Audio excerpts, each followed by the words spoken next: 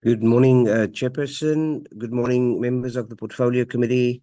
Good morning, DG and officials from the department, Chairperson. We have 6 members present in the meeting. If you would like, I can just do the roll call, or I'll hand over to you now. Thank you.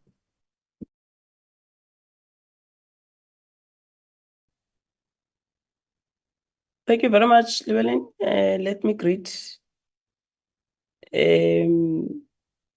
everyone that is in the meeting.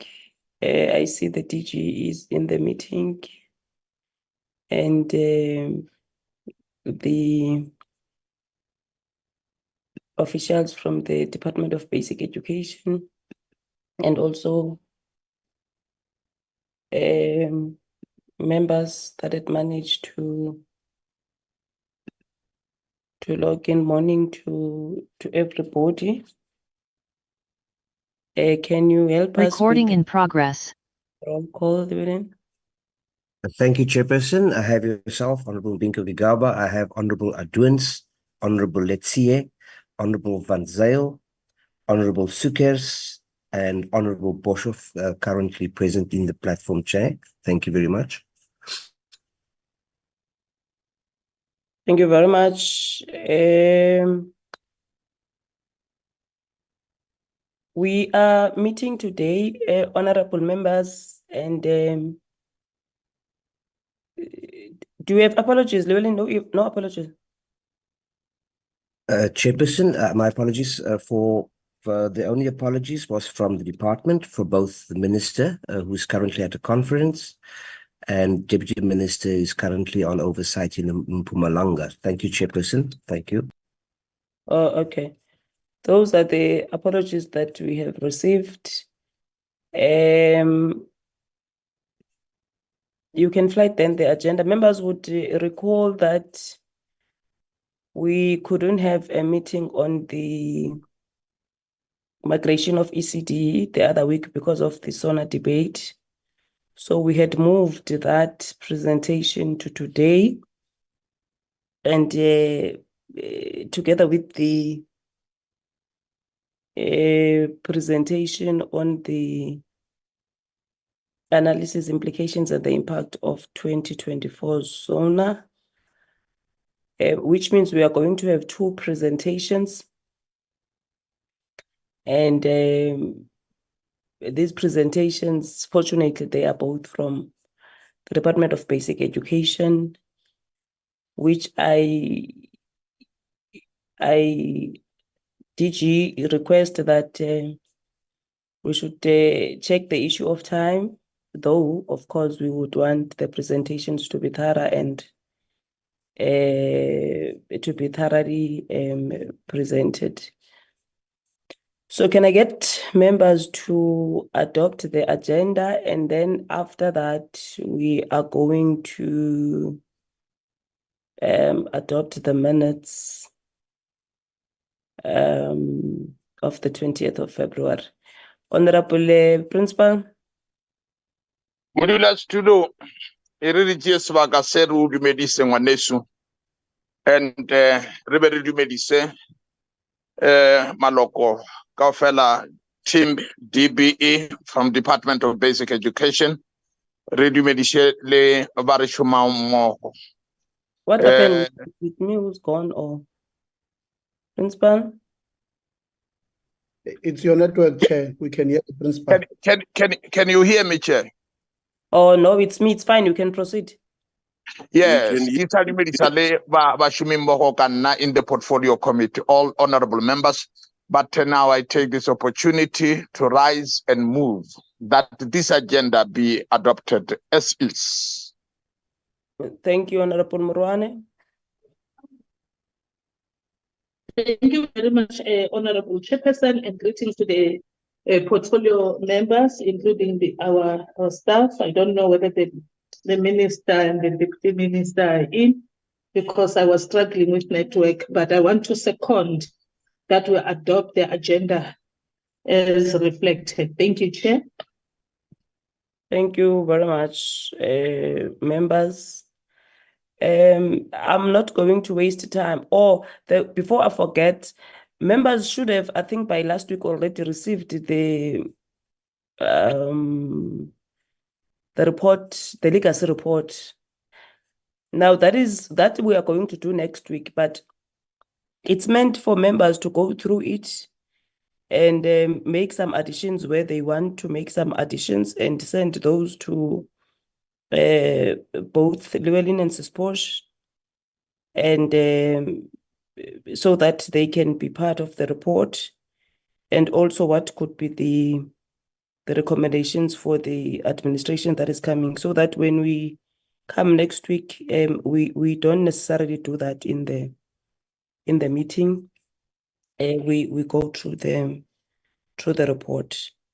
So it will be appreciated if members can do that throughout this week. Thank you very much. Without wasting time, then can I hand over to you, DG?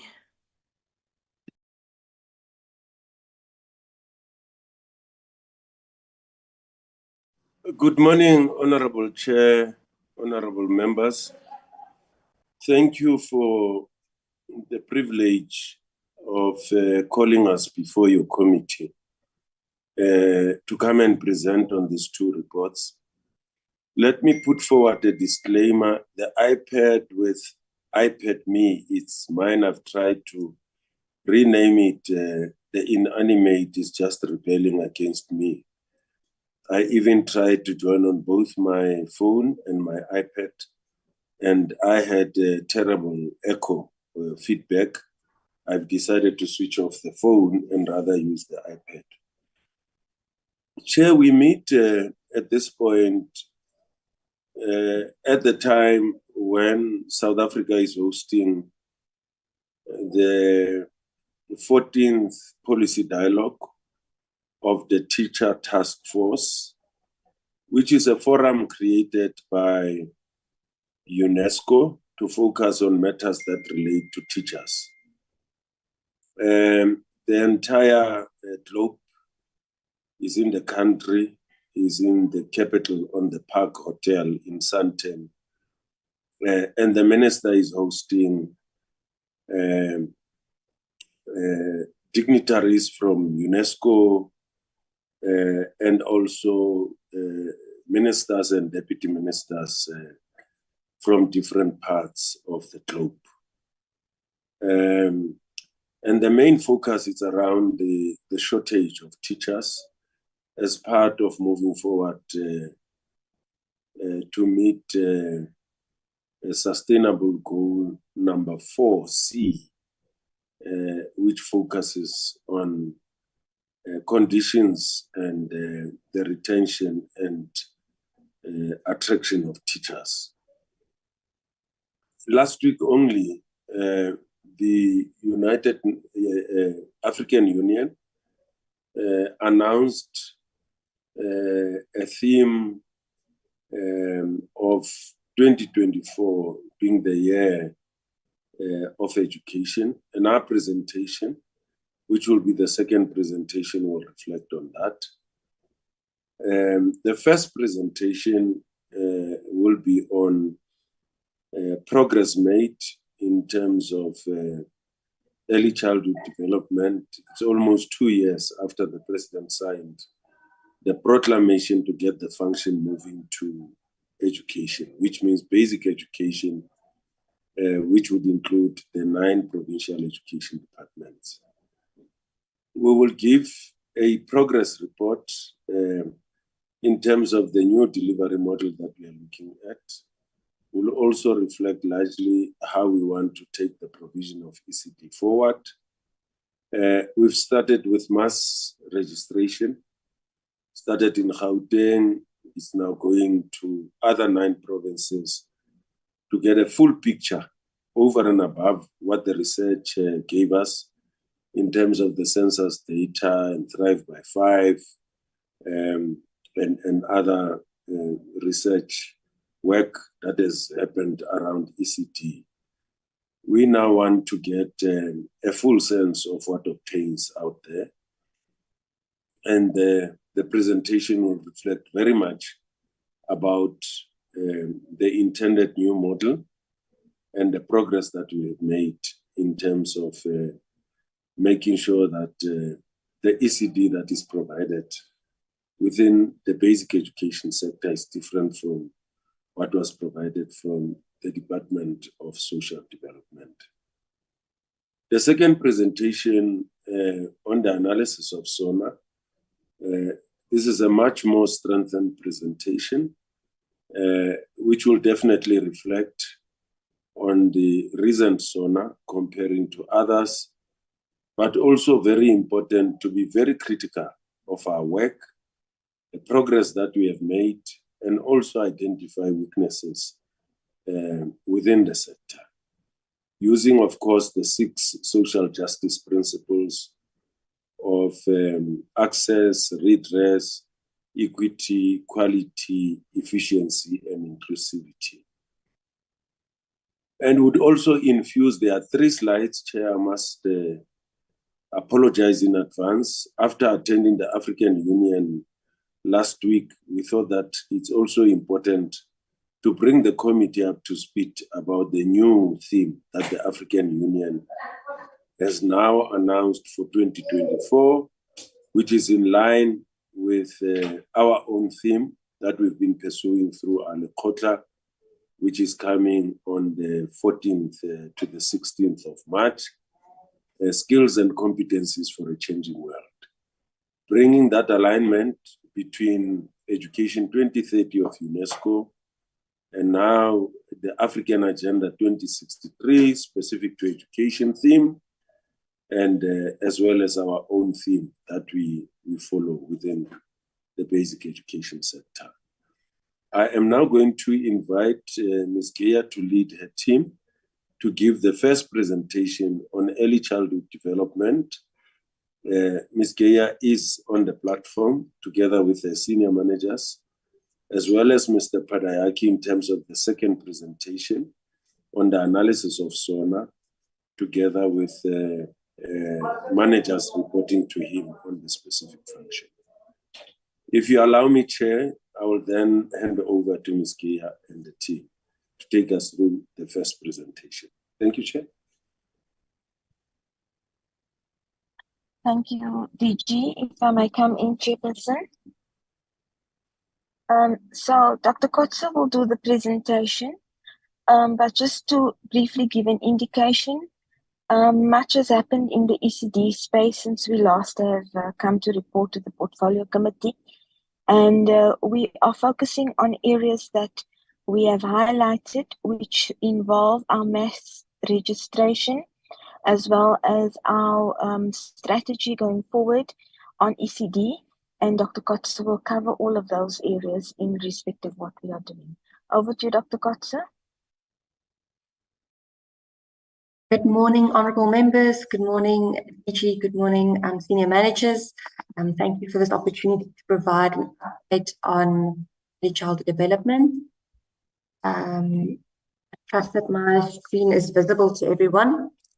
So what we'll be outlining today and discussing today is just the importance of early childhood development. We'll give some brief context, and then we'll be speaking about the key priorities that we'll be focusing on in 2024 to realize the vision for early childhood development. We've also included detailed responses to the questions that were raised in the previous Portfolio Committee meeting. And I'll be guided by the chair, but my suggestion is that those are for noting for Portfolio Committee members. I think in the interest of time, we can briefly go through them, and then we'll be concluding. So the purpose is to update the Portfolio Committee just on the key 5 priorities for ED implementation for this financial year. Just to start on why early childhood development is so important and why it's one of our key national priorities, is that we know that a child that is born today will be 5 years old by 2029. And if they receive the appropriate early childhood development and the right foundations in terms of early nutrition and early stimulation, they will have the capacity to thrive by 5. By 2034, they'll be age 10. And if they have the right foundations in place of pre-literacy and language development, they will be able to read for meaning by age 10. by 2042, they will be in matric, and they wouldn't have dropped out along the way because they had the right socio-emotional well-being factors in place to enable them to make it through to matric within the required timeframes and reach matric and potentially get a bachelor's pass.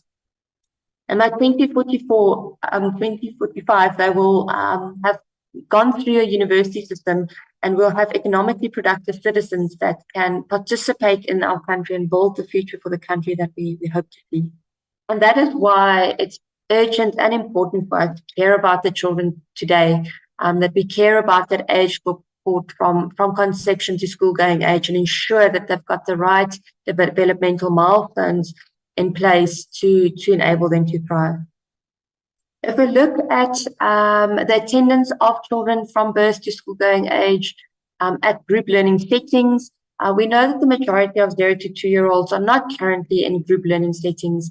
Also, it's not necessarily developmentally required for them to be in group learning settings. And the key focus will be to ensure how do we support parents and families of children with age 0 to 2 to provide their children with the early stimulation required and the language development required. But for children aged 3 to 5, it is developmentally appropriate for them to be in group learning settings. And our focus will be on how do we expand access to these programs for children in these age groups over the next 5 years. But the intention is to say that children in these age groups from conception to school-going age need integrated services. They need sufficient nutrition to enable brain development. They need health and safety and social protection to enable them to be able to absorb and take on early stimulation activity. And therefore, our focus will be on not only expanding the delivery of early childhood development programs, but also on the leading and coordinating the sector so that all different government departments are fulfilling their own unique mandates in terms of integrated service delivery. If we just reflect on over the last 5 years, it was 5 years ago that the President announced his intention for the function shift. From the Department of Basic Education, at that point, we started our preparation. We did the ECD census to understand the size and scope of the sector. We did the Thrive by 5 study to understand what are the level of child development outcomes at the end of this birth to school-going age period. We did the public expenditure and institutional review to understand what are the pockets of funding in the various different government departments that's going towards early childhood development. And we also embarked on the national macro-organisation of government and the provincial macro-organisation of government processes to initiate the function shift. The function shift then happened on the 1st of April 2022. At that point, the department received the ECD function, and that meant receiving all the funding from social development for early childhood development, as well as all the human resources that were connected to the function. And I think it's important to clarify that the function shift meant the department received the responsibility for the early childhood development function. The function shift doesn't mean that ECD programs are now moving to schools. And I think that is what we've been working on ever since then. At the point of the function shift, we worked on just stabilizing the function, ensuring that we're registering ECD programs with the Department of Basic Education, ensuring that we are paying the subsidies, ensuring that we're monitoring programs, and ensuring that we're doing the leadership for intersectoral and interdepartmental collaboration. After this year of implementing the function, it gave us a good and in-depth understanding of the nuances of the sector, and that enabled us to develop a new service delivery model for early childhood development, as well as the 2030 strategy for ECD programs that the DG also mentioned in his opening remarks. And that is where it leaves us today, as from the 1st of April 2024, we will be focusing on implementing this 2030 strategy for ECD programs. And our key activities for this year will be the mass registration drive, launching the social compact for EPD to ensure that we've got a whole society approach to delivering early childhood development, as well as launching the results-based financing initiative as a mechanism of co-funding the expansion of access and the improvement of quality of ECD with private sector donors, but doing it in a way where we are strategically guiding our social sector partners to where they need to expand access and improve quality. So if we reflect on the recent State of the Nation address, the President highlighted three key things. The first one is that we will be focusing on expanding access to early childhood development over the next 5 years. He also indicated the success of moving the ECD function to the Department of Basic Education. And then he highlighted this importance of ensuring that we've got cooperative governance between the various departments of government, and that will be led by the Department of Basic Education. So the two key implications for us moving forward is to say that we'll be prioritizing expanding access to ECD programs over the next 5 years, and we will be preparing for the first interministerial committee meeting, and it will be convened by the President. So our key priority for 2024 is to firstly work on implementing a new mass registration drive and table the Children's Amendment Bill so that we can get all unregistered ECD programs registered. The second will be providing resources to under-resourced early learning programs, and there's various types of resources that will be providing programs to enable them to meet minimum norms and standards, as well as to implement the national curriculum framework. We will also be scaling up access to early learning programs and prioritizing the 3 to 5 year old, and we'll be doing this through new public-private partnerships with social partners. We will also be supporting parents, especially in that age group from birth to 2, and we'll be doing and supporting 17,000 parents in this financial year. And then finally, to strengthen our interdepartmental coordination, we will be putting in place new mechanisms to really drive progress, and we'll be doing this by developing a joint outcomes-based framework, monitoring and evaluation framework for ECD, that will look at the indicators and outcomes that need to be achieved by the various different government departments and spheres of government. And we'll be doing this by prioritizing the most vulnerable families and children. We'll be targeting our resources and efforts so that we are strategic in enabling the most vulnerable societies to gain access to ECD. And we'll also be launching the social compact to say that ECD delivery can't happen only by one department. It will take a whole of society approach for us to achieve this. So when we look at the mass registration drive, the intention of this drive is to get all unregistered ECD programs registered with the Department of Basic Education this year. We'll be providing them with conditional registration for 1 year, and during this year, ourselves, along with municipalities, will work to ensuring that ECD programs become compliant.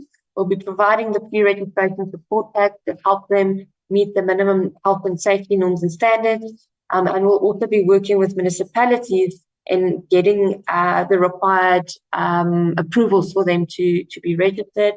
And we'll be very clear that all ECD programs will have to register with the Department of Basic Education according to legislation. That will include all independent programs, community-based programs, private programs, NPOs, and micro-enterprises.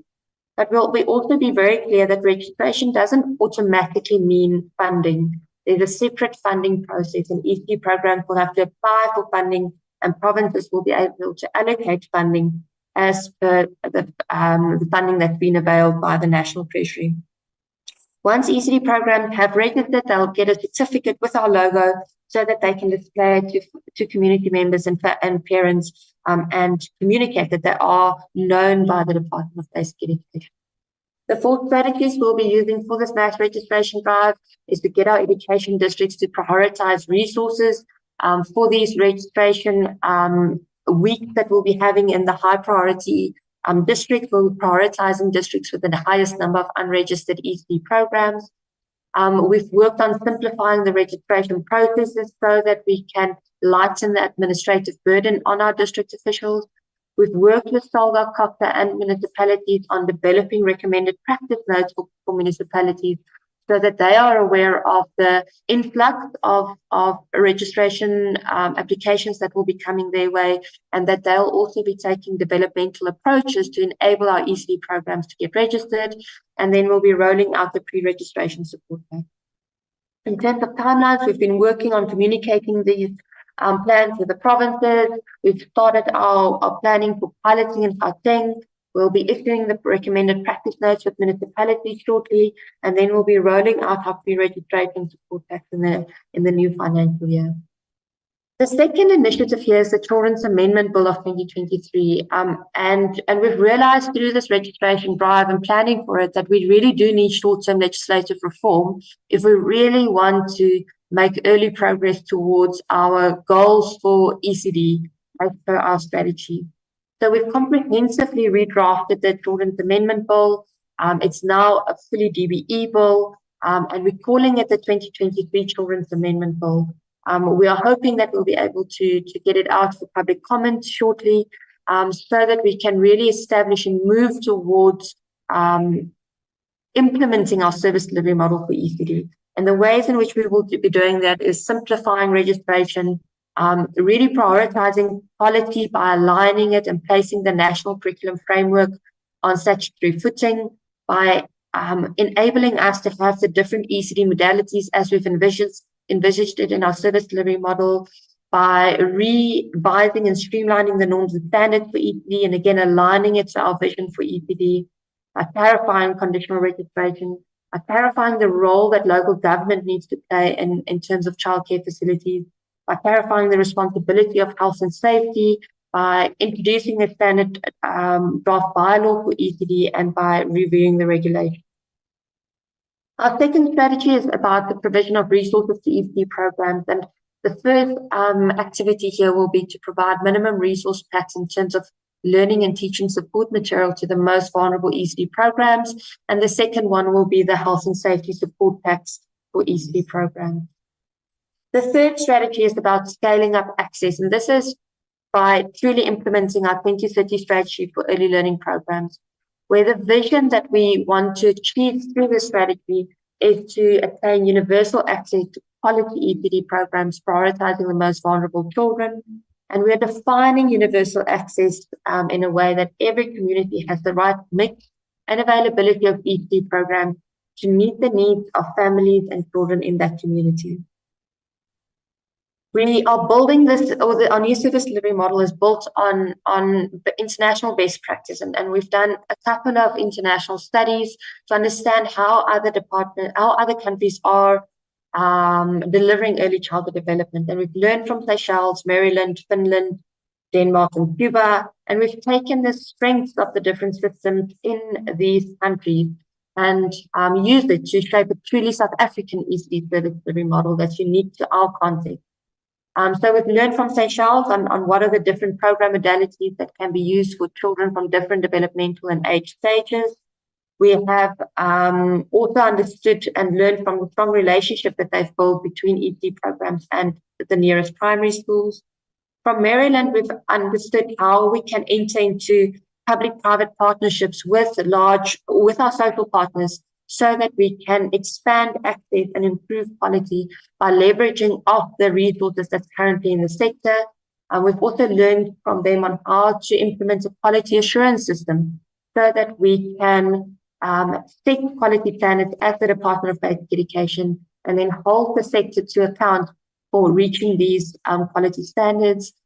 We've learned from Finland and Denmark in terms of the high value that they're placing on the training of ECD practitioners and how they're using a skills-based approach to their practitioner training. And from Cuba, we've learned about the strong parent support that they are providing. Then that led us to develop to our newly developed service delivery model, where we want to deliver on our 6 social justice principles of access, quality, redress, equity, inclusivity, and efficiency. And we will be developing the appropriate legislative and policy environment in the next administration to truly enable this.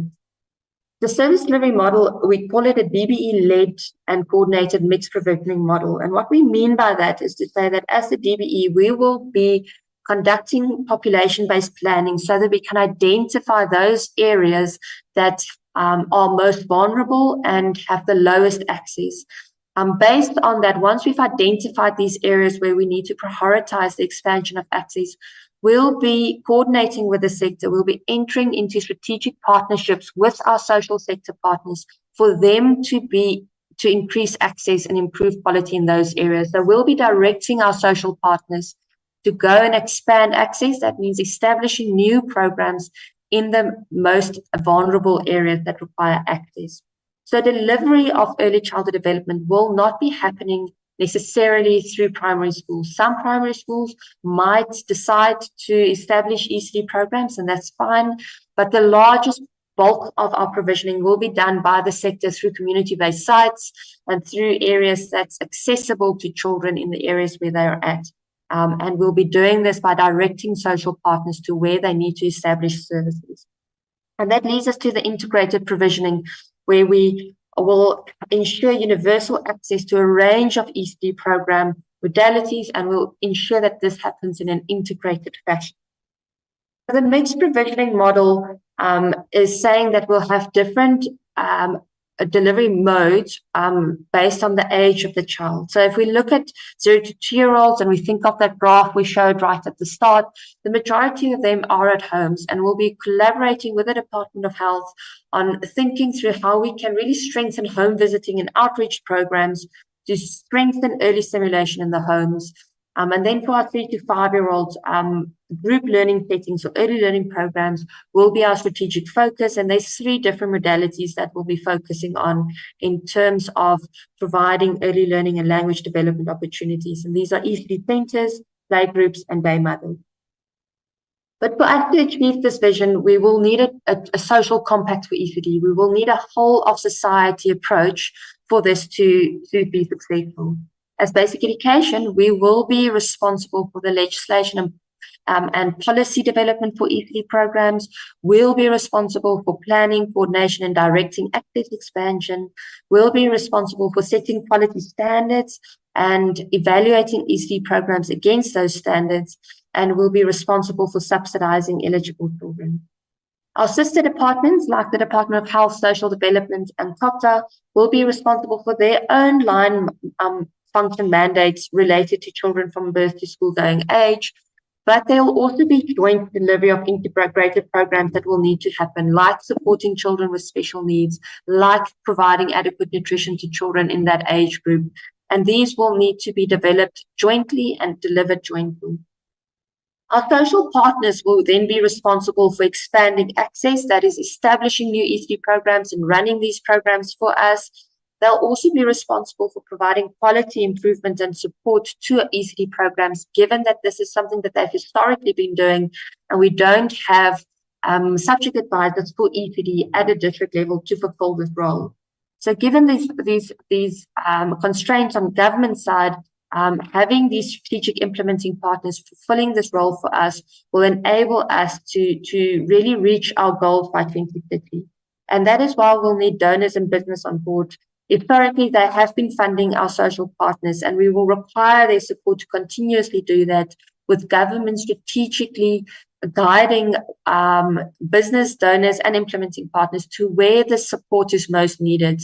And that is through our population-based planning, identifying the most vulnerable areas and directing support to those areas. So through this model and so through the social compact, as the sector, as government, as social partners, as business and donors, we can really come around our families and communities and support the children so that they can reach their developmental outcomes. Our 4th strategy is our parenting programs, and we'll be supporting parents through our national parenting program, and we'll be training 16,000 parents in the most vulnerable communities this year. And we've also partnered with Hope Worldwide to support a further 2,200 parents in the most vulnerable communities with playful parenting practice. Our 5th strategy is about the strengthened integration, and we know that holistic ECD services are dependent on strong coordination and integration. We are working on establishing the Interministerial Committee as it's been proposed and established in the policy, and the new Interministerial Committee will focus on 6 core departments so that we can keep it strategic and focused. And this will include us as basic education, it will include the Department of Health, the Department of Social Development, Cooperative Governance, Traditional Affairs, National Treasury, and DPME.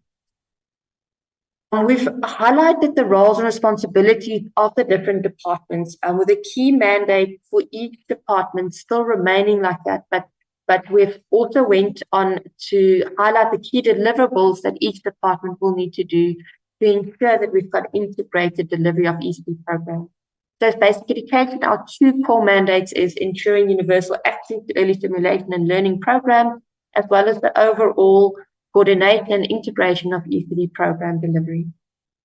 The Department of Health will need to leverage health services to implement ECD delivery, and with a core mandate being towards childhood and maternal health. But there's specific integrated programs for joint delivery, such as integrating early stimulation and community health care work home visits, conducting health screening and immunizations at ECD programs, having health professionals like therapists support our programs and support vulnerable children and families with children with special needs, for integrating early stimulation in the side-by-side campaign and providing parenting programs on early stimulation. Social development will be responsible for leveraging social services to implement integrated ECD services delivery. And this will include providing child protection services at ECD programs, providing social support to vulnerable children and families with children with special needs by integrating early stimulation in their household level support or their home visits, by providing information and support on early stimulation through their service contact points like SASA, and providing information on early stimulation through the SASA system, and then providing ongoing support regarding social assistance. Local government has a very specific mandate in terms of Schedule 4B of the Constitution, where they have responsibility towards childcare facilities, and COPTA will have to leverage their provinces and local municipalities to also implement integrated ECD services. And that will include municipalities taking council resolutions to make ECD a priority, for provinces and municipalities to support with identification of appropriate facilities or lands in collaboration with public works, so that we can find spaces for new ECD programs, and for integrating ECD in their planning processes. National Treasury is responsible for resourcing ECD service delivery across the various government departments, and planning, monitoring, evaluation is responsible for ensuring performance monitoring and evaluation for integrated ECD delivery. Our mechanisms to strengthen integrated delivery will mean convening the first interministerial committee, then including very clear deliverables in the various departments' annual performance plans, so that we can track performance and progress towards delivery of integrated services. And DPME has agreed to supporting us in tracking the progress and quality of outputs and outcomes against an agreed outcomes-based framework for early childhood development. We've then gone into the provide very detailed responses to the questions that were raised in the previous portfolio committee meeting. There are questions on budget and financing, on enrollment, on accessibility, on parental involvement, on research and best practice, and in infrastructure and advocacy and media, and then finally on capacity building.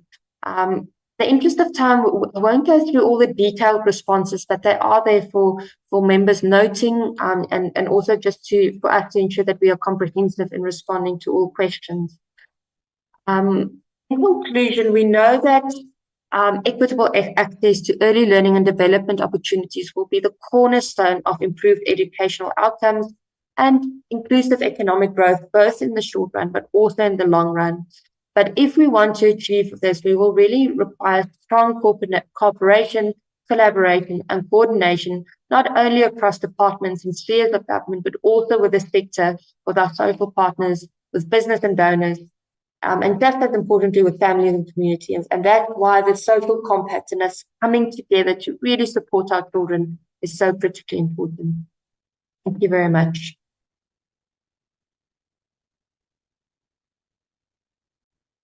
Thank you, Dr. Kotze. Chair, can we move to the next presentation? Yes, DG, you can move. Nkosi Sihlalo. Mr. Parayachi. Thank you, DG. Good morning to Honorable Chair, honorable members, and the colleagues from DPE and the Secretariat. Honorable Chair, as the DG outlined, there are additional slides which Dr. Stephen Taylor will take us through.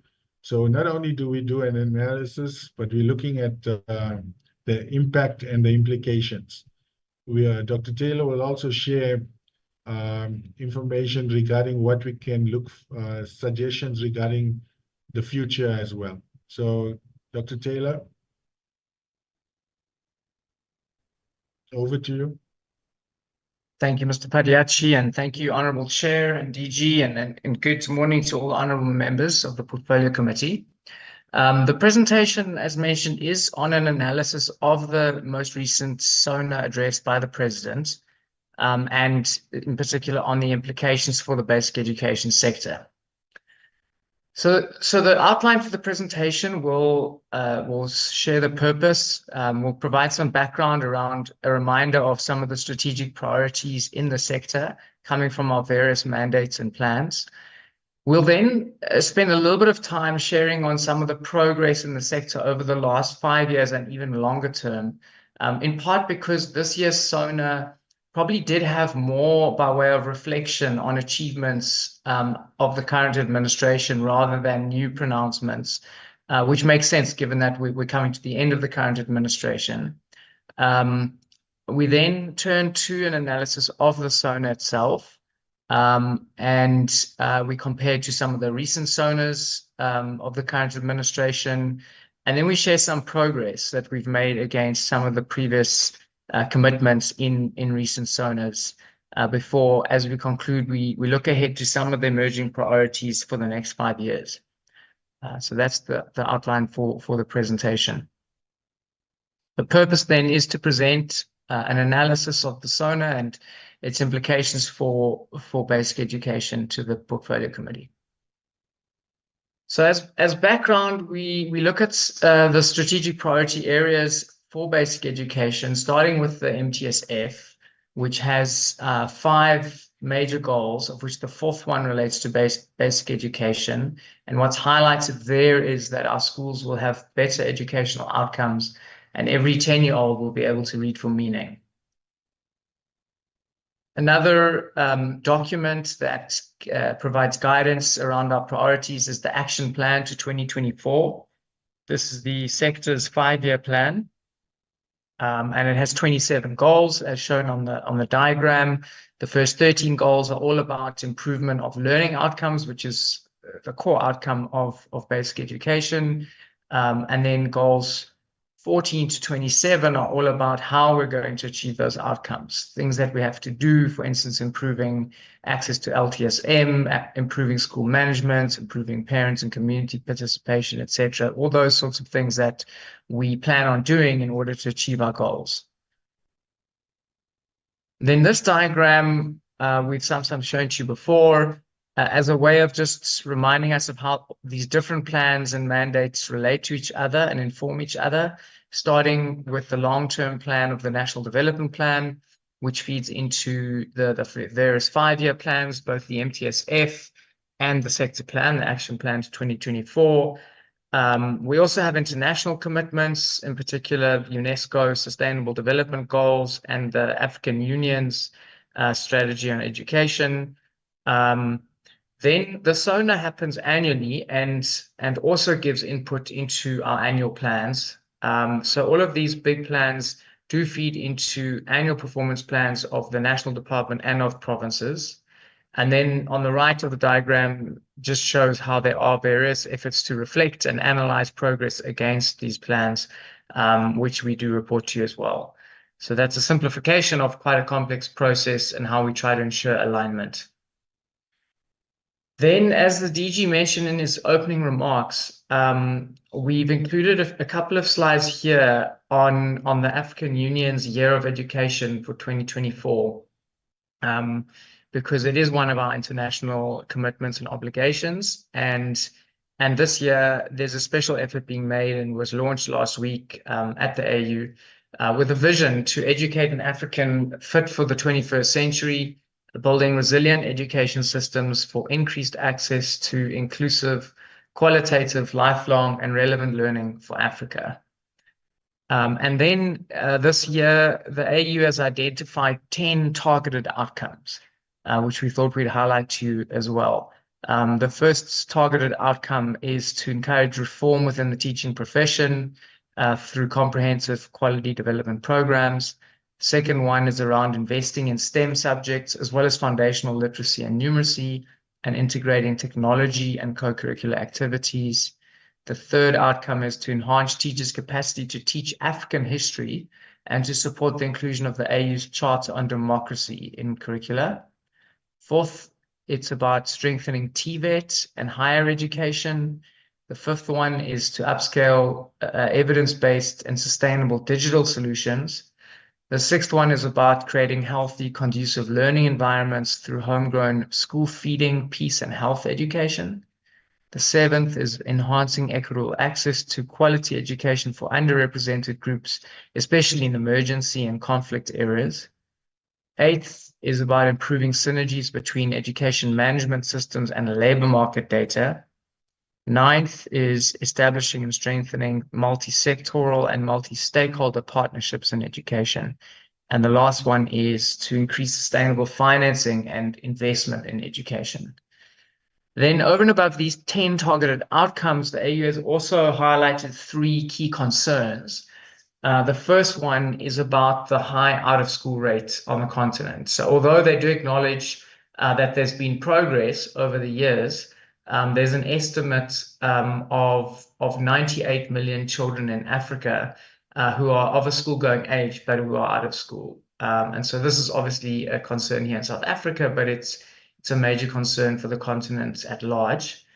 The second key concern that was raised is what they're referring to as the learning poverty rate, which is the share of children who cannot read a simple text with comprehension by the age of 10. And this was estimated to be 86% for sub-Saharan Africa before the pandemic, and it's estimated to have actually increased and worsened as a result of the disruptions caused by the pandemic. We know that's a challenge here as well. And then lastly, the key concern is around teacher shortages. And there's an estimate that Africa will need 17 million additional teachers in order to achieve universal primary and secondary education by 2030. So we thought it would be worth just foregrounding at a continental level some of the targets and concerns that we also are working towards with our partners across the country, across the continent. Then the next section of the presentation is also background to the SONA, and it's about progress in the sector over the last 5 years, in part expanding on the SONA, where the president did spend some time reflecting on progress in the sector. He focused especially on matric results, and so we thought we would share some progress across these 6 dimensions of access, redress, equity, quality, efficiency, and inclusivity. So we've just got a few highlights on each of these 6 dimensions to share. On access, the graph shown here shows for the different age groups the percentage of children attending a school. And each line is a different country. So there are 54 countries that were selected as relevant comparison countries. Here, South Africa is the red line. And what's clear is that we really do quite well compared to most other countries. We're right at the top. At every age group, we have large proportions of children that are attending school. So that's very encouraging. The next graph shows access in a different way, especially for younger children. So the green line shows the percentage of 5-year-olds who are attending an education institution, and it shows it over the last 20 years or so. And in 2002, we see that about 40% of 5-year-olds were attending some kind of education institution, and that is now almost at 90%. We saw that there was a negative effect of the pandemic in 2020 on attendance for young children. We think that there was a bit of increased delayed entry into schooling and integrate R in that year, but there has been a bit of a recovery since then. The long-term trend, whether it's for 5-year-olds or 6-year-olds, is that there's been increased participation in schooling. This one shows grade completion rates, and it shows it for grade 7, grade 9, and grade 12, which are key grades to complete. And again, for each of the 3 grades, the participation rate has been steadily improving over time. whether it's the grade 7 completion rate, which increased from about 85% to almost 97%, or the grade 9 completion rate, which only 20 years ago was at about 73%, which is now at about 92%, or whether it's the grade 12 completion rate, which suggests that in 2002, about 40% of all youths completed grade 12 or an equivalent qualification. That figure is now estimated to be over 60%. Then this is also about secondary school completion, but in international comparison. And the graph shows the relationship between secondary school completion rates on the vertical axis and GDP per capita as a measure of economic size on the horizontal axis. And as one would expect, countries with higher GDP per capita do also have higher secondary school completion rates, although not necessarily 100%. Generally, the more affluent countries have more than 80% completing, but not necessarily quite much above 90%. South Africa, 10 years ago, almost 10 years ago, the red dot here was a little bit below the curve. So given our economic development, we probably needed to have more youth completing grade 12 or secondary school. And we're now pretty much on the curve. So we have made quite a lot of progress, having reached the 60% mark in recent years, and now are very much comparable to other middle income countries, the likes of Brazil, China, even Turkey, who is ahead of us in terms of GDP per capita, but roughly on a par with us in terms of secondary school completion rates. So we're doing better in this regard by international standards. Then on quality of education, honorable members might have picked up in the news recently that McKinsey launched a global report that got quite a lot of attention on school systems that have improved. And South Africa was identified in this McKinsey report as one of 7 sustained and outsized improvers. It's not always the case that we get this kind of positive press based on international comparisons. We know that our absolute level of performance is still somewhat low, but it is good to see that people are picking up on the sustained improvements in assessments like PISA and PIRLS, TIMSS, and SACMEC, where we have improved significantly on all our international assessments. Of course, with the exception of the latest round of PIRLS, where we had a slight decline as a direct result of the school disruptions caused by the pandemic. Then a different way of looking at qualitative progress in the system is to look at our NSC results. And this shows the increases in the numbers of NSC passes over the years and the number of bachelor level passes over the years. And the size of the growth has far outstripped population growth. So we've seen genuine improvements for our population as a whole. If we look at bachelor level passes, for instance, since 2008, we've tripled the number of bachelor level passes. And the share of bachelor level passes coming from no-fee schools has doubled from roughly 1/3 of all bachelor level passes to about 2/3 of all bachelor level passes. So these qualitative improvements have also been strongly equitable. And that leads to the next one, which is about efficiency improvements in the system. One measure of efficiency is grade repetition. We know that we've historically had quite high grade repetition rates towards the end of secondary school in grades 10 and 11 especially. One of the interesting features of the pandemic was that we ended up having less grade repetition at the end of 2020 and 2021. As you can see in this graph, the black line is grade repetition rates during 2021, and the red line is grade repetition rates in 2019. And you can see grade repetition was quite a lot lower in 2021. And this meant we retained more children in the system, and more children went on to write the National Senior Certificates. And that's why we saw more candidates in the last few years than ever before, and also more passes than ever before. So many of them ended up passing, and so this was an efficiency gain for the system. On redress, we know we have historical injustices that we're trying to deal with that take many, many years. If we look at, for instance, grade 12 completion rates by population group, we can see that for Black South Africans who were born in the 1950s and 1960s, about 10% of them completed 12 years of education.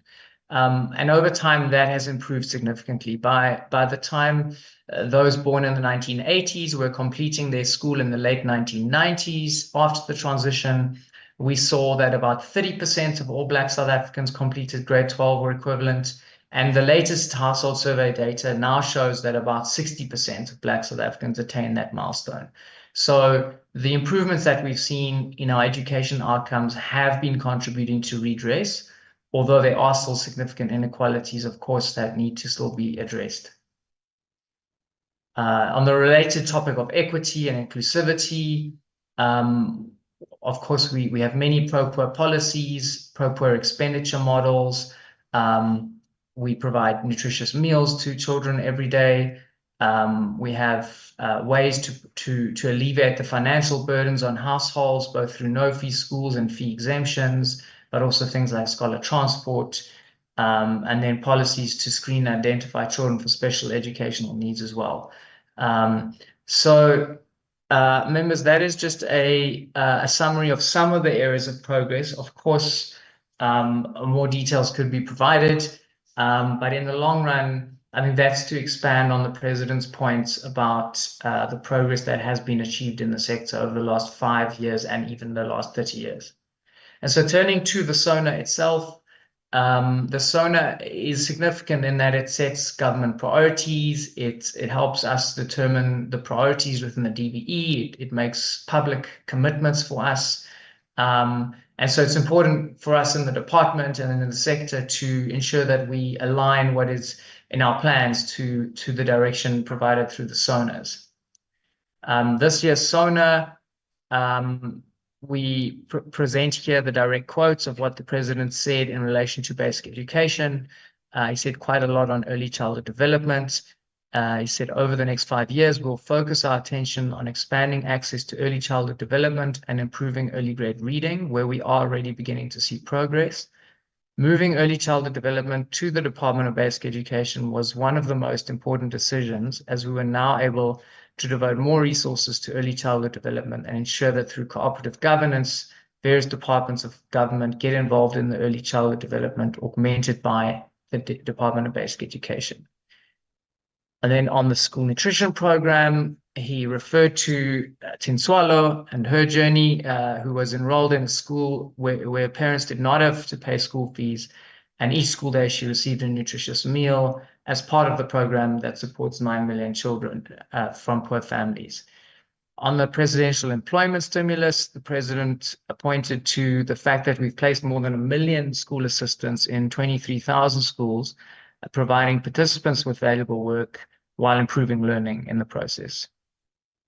And then the President reflected on the latest round of matric results, how the basic education outcomes are steadily improving across a range of measures, how the latest matric pass rate at 82.9% is the highest ever. He went on to say that with each new year, learners from no-fee schools are accounting for more and more of bachelor passes achieved, and at the same time, fewer learners are dropping out of school. So that's the exact words that the President used regarding education or basic education in the SONA. The next section of the presentation just does a bit of comparison to remind us of previous SONAs and the key areas that were covered there.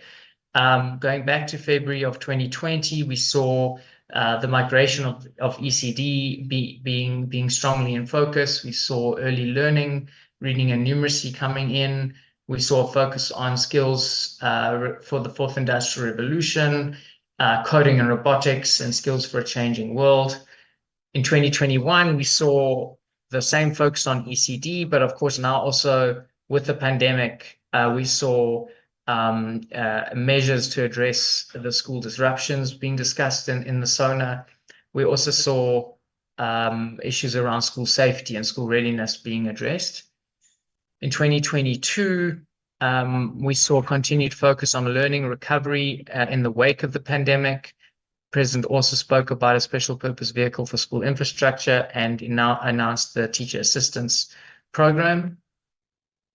In 2023, again, ECD, it's the support and expansion of quality ECD got a lot of focus. There was also a focus on expanding vocational training. Again, infrastructure got attention, and in particular, the SAFE and the CD programs. And President did also spend quite a bit of time reflecting on matric results last year, as he did this year. And I already spoke us through this year's education topics. And so the next slides just provide some detailed progress reports against some of the previous SONA commitments that we've been implementing within the department and within the sector. And here, honourable members and honourable chair, if it's acceptable, I'm going to really rush through them because, in the case of ECD, you've already received a much more detailed update on ECD. But even on the other areas of SONA commitments, I think many of these are continuously presented to you through quarterly and annual reporting processes, and the slides are in the presentation for your noting. So one would be welcome to interrogate that in questions afterwards. So the first slides on ECD, I'm really going to skip over because there's a lot of overlap with the entire presentation you've just received. On reading, there are several slides to update on some of the achievements and progress around reading. One of the SONA commitments was to expand a package of support, lesson plans, materials, and professional support to teachers, and efforts have been made to scale up what has been shown to work in some schools. We've also developed reading benchmarks in all of the African languages. There's been efforts through inclusive education to mobilize out-of-school learners that are of a school-going age, ensure they're in school. We're reporting some of the numbers of learners placed and special care centres there. Here we also report on the placement of our special care learners across the provinces by different categories of disabilities. Efforts have been made to improve teacher competencies and teacher qualifications around supporting children with special educational needs. Teachers have been trained on areas such as South African Sign Language, autism, Braille, and other psychosocial aspects. There have been various collaborative partnerships with other government departments and with other institutions around inclusive education interventions. Then on the three-stream model, we report some of the progress there around LTSM that's been developed, around the training of teachers that has been started, around entrepreneurship activities and partnerships to promote entrepreneurship, around the three-stream think tank that was held. In all of these areas, we also do note some of the challenges on the right-hand side of the graph, and on the left-hand side of the table is a reminder of what the specific SONA commitments were across the years.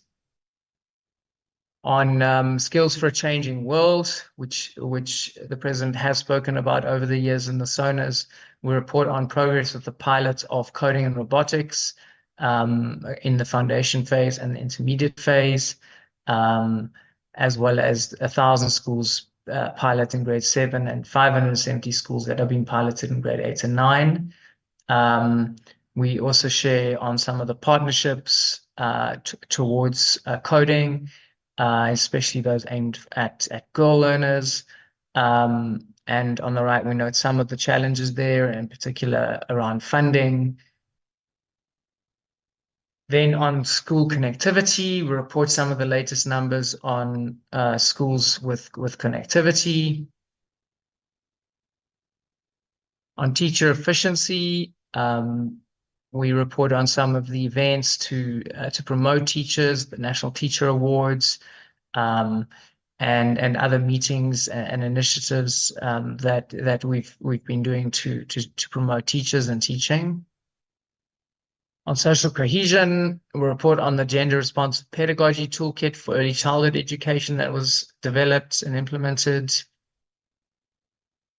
On school safety, report on the collaboration with UNICEF, on the school safety committee meetings that have been held with stakeholders such as school governing bodies and learner associations, also with teacher unions and other civil society organizations, some of the specific meetings with provinces and partners. We also highlight around social cohesion, the guidelines for socio-educational inclusion of diverse sexual orientation, gender identity, expression, and sex characteristics, which have been completed, and also the successful implementation of the National School Safety Framework. Also on social cohesion, we report on the protocols between the DBE and the South African Police Service, and some of the other interdepartmental campaigns and efforts that have been made to prevent violence, bullying, corporal punishment, gender-based violence, learner pregnancies, drugs and substance abuse in schools. And again, refer to some of the efforts through the school safety framework. We also report on some of the efforts to empower communities. On infrastructure, we report on the capital investment plan that was developed and the maintenance planner, as well as a budget allocation planner and the 10-point strategy to accelerate infrastructure development, as supported by HEDCOM and CM. We also report on the progress that's been made through the flagship programs of ACD and SAFE.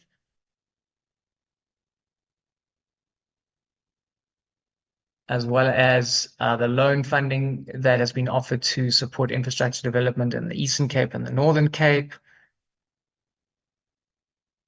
On the Presidential Youth Employment Initiative, we again highlight the numbers there about all the school assistants that have been placed, the job opportunities that have been created, and the benefits for schools in the process. And so as we move towards conclusion, I think we obviously remain as the department committed to all the previous SONA pronouncement as well as the most recent ones. The key areas that have really come through regularly in the SONAs being ECD reading, school infrastructure, the 3 streams model, including a general education certificate, and issues of social cohesion. Overall, underlying all of this is the need to improve quality in the school system. And then the last section of the presentation is just looking ahead to the next 5 years. What are the issues that pull through from current priorities and seem to be growing and emerging priorities? And obviously ECD, again, is one where we've only just begun to do the work, having received the function shift, and the focus being on expanding access to quality ECD, improving school readiness in the process, and better service delivery, and also through monitoring of child outcomes through initiatives like the Thrive by 5 Index. Quality education in the foundation phase is also going to be crucial. Here we've seen improvements in the sector, but there's clearly a need to improve foundational literacy and numeracy in grades R to 3. And one could build on that to say that in the intermediate phase, as we extend mother tongue-based bilingual education, that we build on our languages and we use our languages to support learning more effectively beyond the foundation phase. Monitoring of learning outcomes remains an important priority so that we can continue to identify progress that we make and enhance the public debates around learning. Understanding evolving context. So this just speaks about some of the changing contexts around technology, social media, climate change, energy issues, and ensuring that as a school system, we are responsive to these. Then capacity building for expertise within government so that we have a capable state nationally and provincially to implement new and existing priorities. Strengthening accountability, which is one of the big focuses of the National Development Plan, should still be something to be focused on in the next 5 years. Also, the transition to post-schooling. I think there's recognition of, as we introduce the general education certificate, that we better understand the transitions post-grade 9 and into post-schooling opportunities. Then on curriculum strengthening and diversification, there's obviously a lot of work that has been started now around strengthening the curriculum, but also expanding access to technical and vocational subjects and practical subjects, which have hopefully quite direct labor market benefits as well. And then lastly, addressing inequalities is still an issue with us, and we need to make sure that we continue to have proper policies that impactfully address inequalities across regions, across socioeconomic backgrounds, gender, and other aspects of inclusion as well. And so, honourable members, the recommendation then is that the Portfolio Committee notes the analysis of the education components of the SONA and discusses the implications for the sector. Thank you, Ms. Padiaki, and thank you, Honourable Chair. Thank you, Chairperson.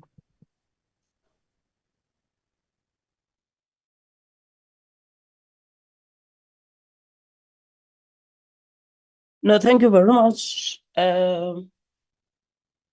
for both presentations. Members, can I note the hands from members that wants to speak on the presentations? There's the hand of Honorable Van Zyl. You can go ahead. Thank you, Chairperson. Good morning to yourself, also the department, all the role players that's logged in onto the platform, as well as the other members present. I've just got a couple of things I wanted to highlight as a whole, because these presentations is, like you said, from DDE, so we don't have to specify. I wanted to talk about progress in the schooling system, where it talks about attainment in the last couple of slides. And it said, and I quote, "South Africa has also been one of the fastest improving countries, international standardized assessments, including TIMSS, PILS, and SACMEC."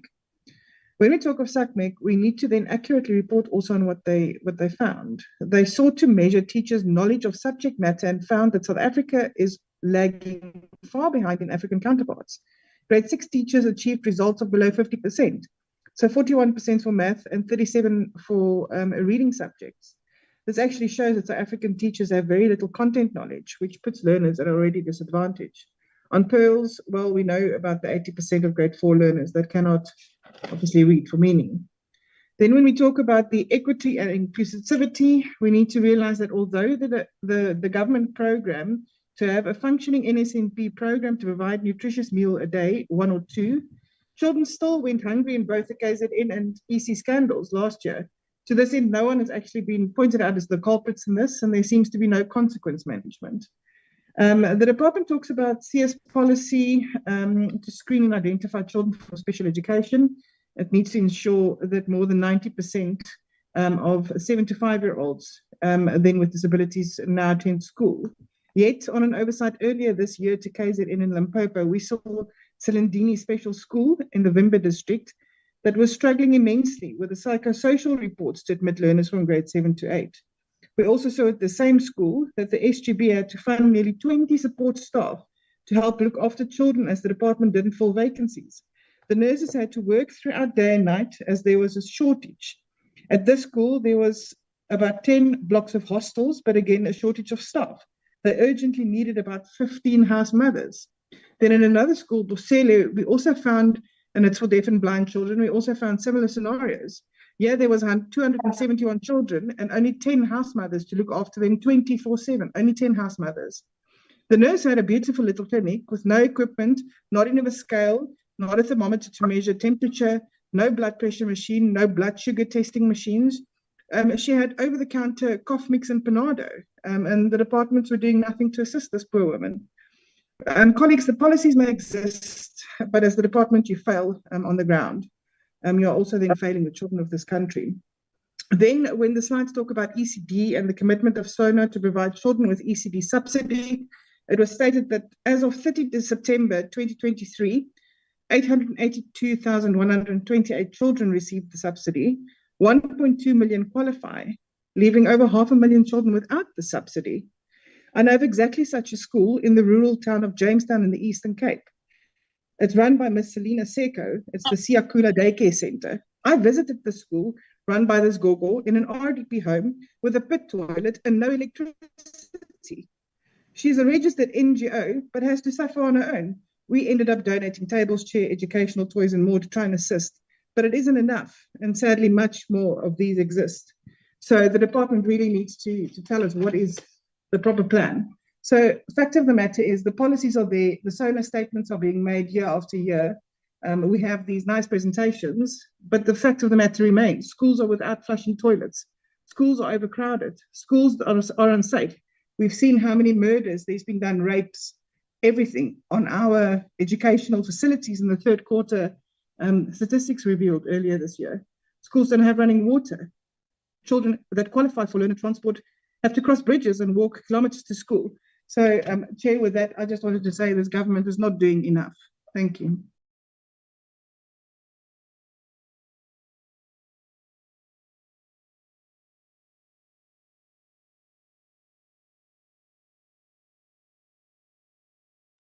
Honorable Van der Walt. Thank you, Chairperson, and good day, colleagues. I'm now going to switch off my video. As you can see, I am present. Chairperson, I just have two things to mention, and specifically related to ECDs. First of all, we showcase a lot of inputs and normally results of matric students. And a lot of focus and a lot of budget seems to be going into that phase only. Whilst it is no secret, it is scientifically proven that the early childhood development is the cognitive development stage. It is the most important stage of a child's learning, and that of course, will result in better results when a learner leaves the school environment.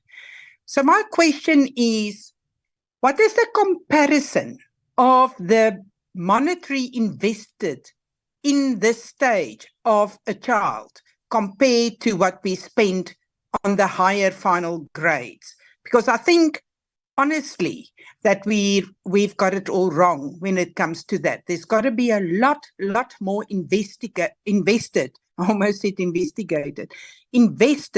in these early childhood development foundation stages of any learner. And we know where many of our children come from, their backgrounds, poor circumstances, and that we have to extra invest in them for a good life afterwards.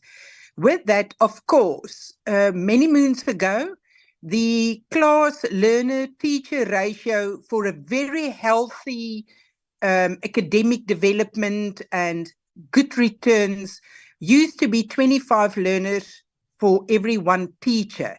May we please know what is the average now, and what are we going to do to get back to a lower learner per teacher ratio to ensure good quality education, development and outcomes? And then, Chairperson, I would also like to say, yeah, there's now a lot of focus on mother tongue language. The Minister also announced it during the matric results evening, which is commendable, but it cannot be only on paper. And we really need to get a presentation on exactly where, what, how, and when, and cost will we be doing this, because that will assist with the reading for meaning. It will be assisting the maths, etc., etc. Thank you, Chair. That's my 2 points I wanted to raise. Thank you, Honorable Nadat.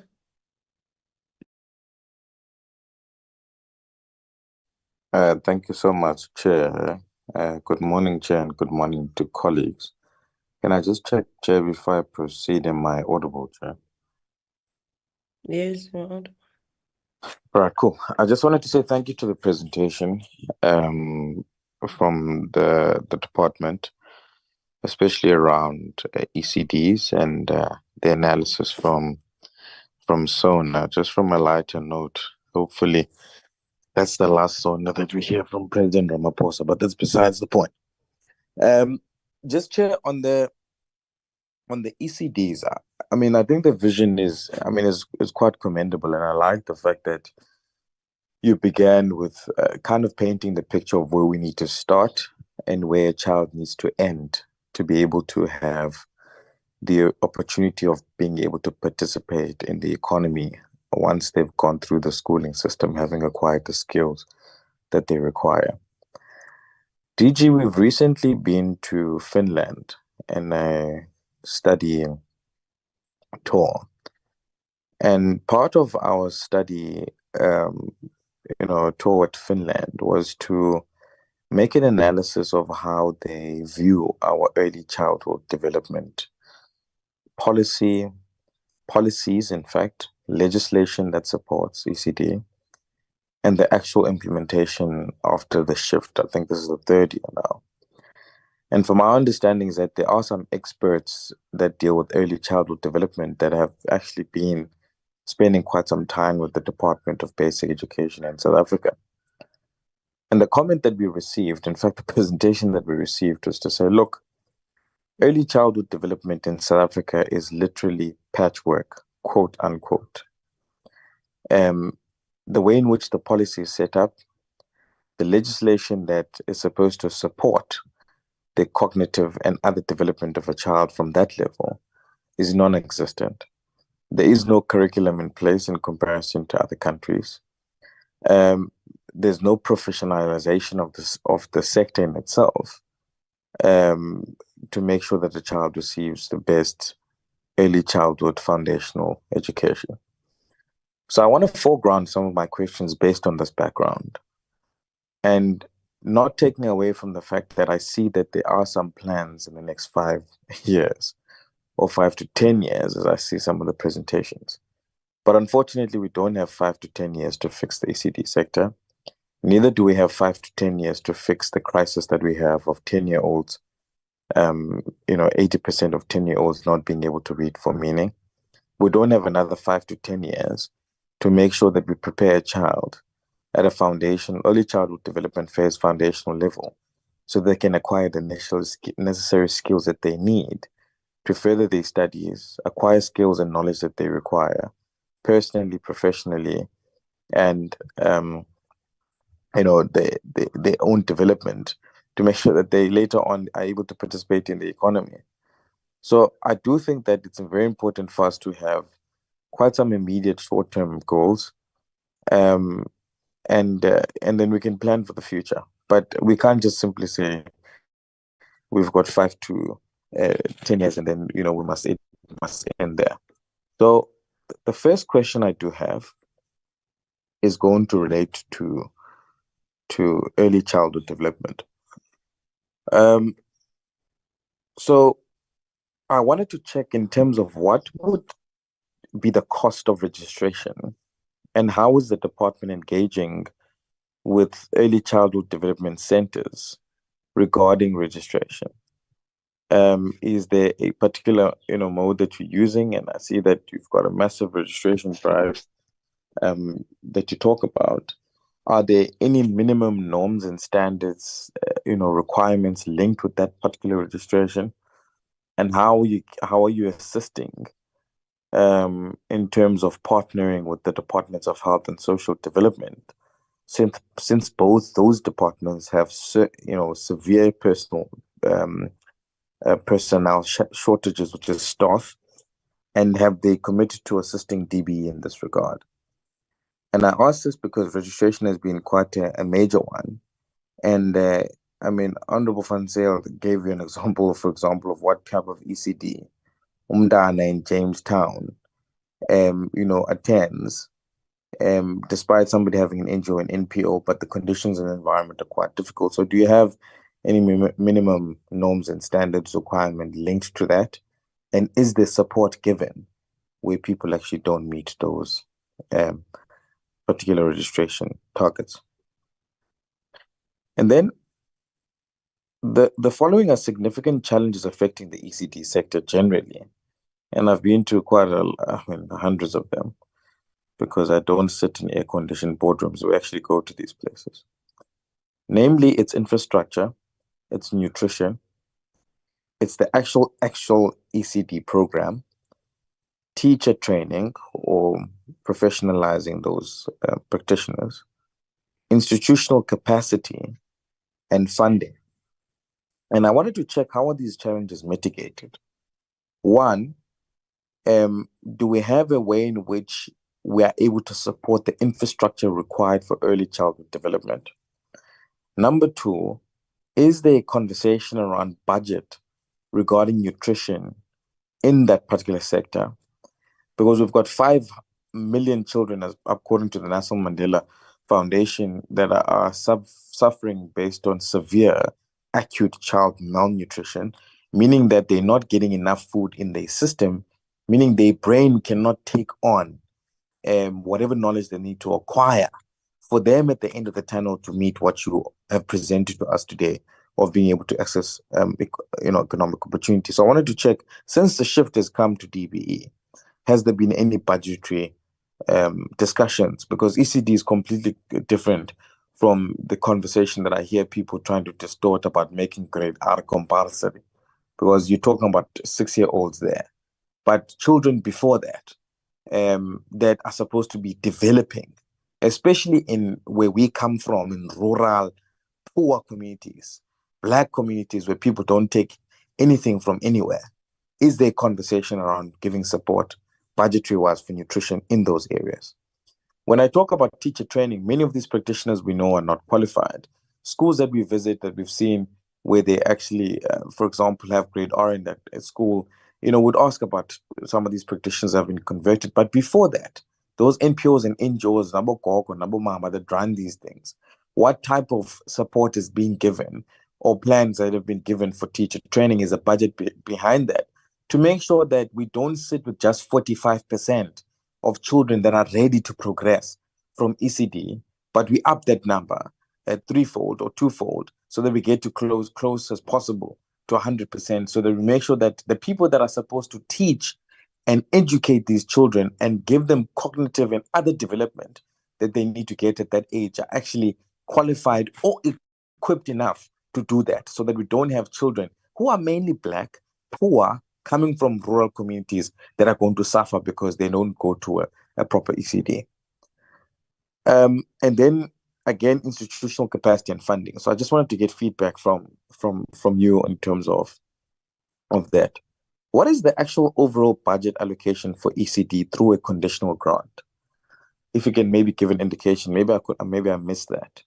And what are the current teething challenges with ECD, being shifted now to basic education in terms of its actual implementation, looking at the fact that we're at the third year? And which areas are these teething challenges stronger?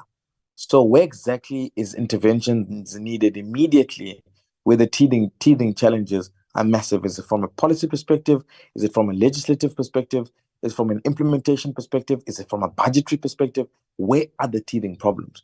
So that we are able to nip this thing in the bud, because unfortunately, like I said, we don't have 5 to 10 years. Then the challenges of infrastructure, age-appropriate classrooms and sanitation facilities is a massive issue. I'm sure you would have heard about the story of Langalam Vicky from the news, like many people did, but unfortunately for some of us, we had to go see it for ourselves and meet that particular family that's still distraught even till to this day. So I wanted to check whether what the progress has been made by the department regarding making sure that there are age-appropriate classrooms and sanitation facilities for early childhood development centers. Then, the ECD monitoring, supervision, and control. Which structure is actually assigned to the function, and how are they doing it? So in terms of the practicality of it, if you can just give us an indication of how they go about doing that. And then I think Honorable Van Zyl mentioned the challenges of scholar transport, which is a challenge with the current mainstream school. How is it provided or considered for when it comes to ECDs? And then the second last one for me for ECD is that the ECD practitioner's qualification is an issue, as I've mentioned in the beginning. And I just wanted to check, how far is it at the moment in terms of ECD practitioners' qualifications being recognized, or that being a discussion, and how that is actually being resolved. And then learners with special needs, how are they catered for in the entire concept? And then the last one for me on ECDs particularly is that good performing education systems, I've mentioned Finland as an example, South Korea, you've mentioned some now in your presentations of Seychelles and so on. Not really sure about Cuba, but that's a discussion for another day. All of these have formal curriculum frameworks for pre-primary education. And I wanted to check, where is the formal program or curriculum in public schools for the 0 to 4-year-olds in South Africa? Do we have that in mind? Or do we then, just take what experts, from Finland are saying, that we're just doing patchwork for our children at 0 to 4-year-olds? And mainly the children that are affected by this, again, are poor, Black, rural children. And we need to make sure that we give them the best shot at opportunity, so that at the end of the tunnel in grade 12, they don't form part of the 60% of children that would have failed maths and science. They don't form part of the many children that drop out or fail because they were not properly equipped enough, or they were not developed at the appropriate level. So that they don't form part of the majority of learners that actually end up with diploma or high certificate passes that can't access institutions of higher learning, and they will end up in the streets without jobs because they cannot be absorbed by the economy because they're not skilled enough. And we need to guard against this, and it starts at this particular level. So I wanted to ask those questions, particularly on ECD, because it's quite a massive issue at foundational level. Then in terms of some of the SONA announcements, I wanted to check how many schools are actually getting 2 meals a day at the moment as part of the NSNP. Because I genuinely believe, and we believe from a policy perspective, that at least at primary schools, all of the public schools in South Africa that are quintiles 1 to 3 should be getting 2 meals a day.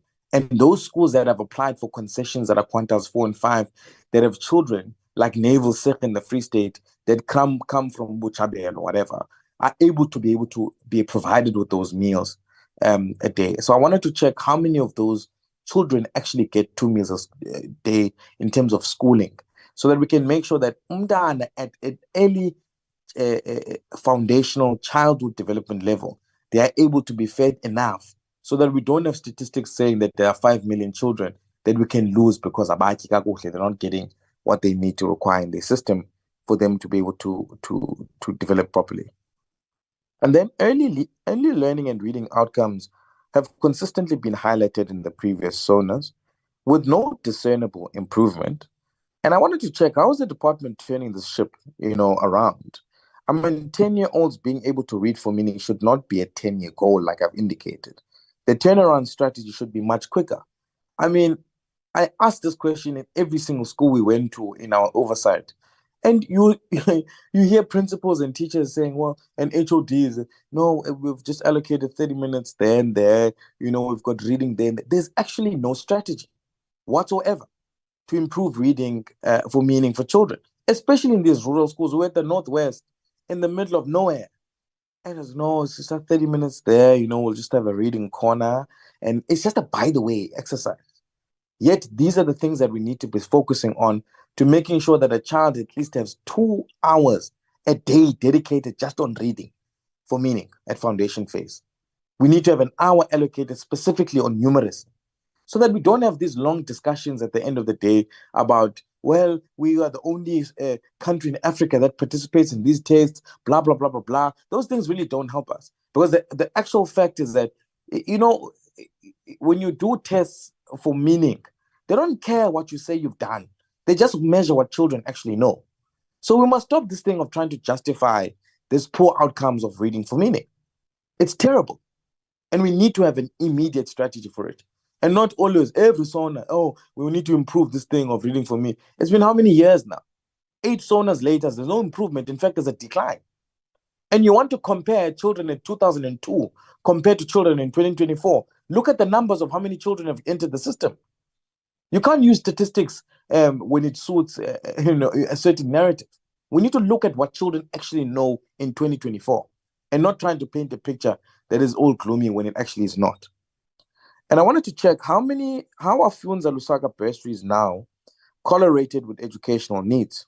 Are there more bursaries currently awarded to students specializing in STEM subjects or other subjects in the 3-stream curriculum model, that we can make sure that we're developing educators and teachers that are going to come back within the system, provide the curriculum and knowledge for learners to be able to acquire skills and knowledge they can use to participate in the economy, especially critical skills. I even go as far as saying it's STEM, science, technology, engineering, maths, and innovation. So I wanted to check whether our bursaries now for Funza Lusaga skewed in that regard, or are we considering making them skewed?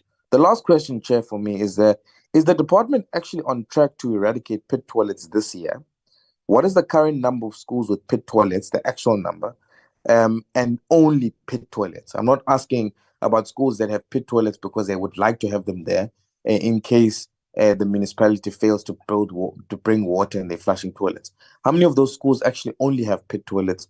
And is there a plan to now eradicate them between the financial year of 2024, 2025? Thank you so much, Chair.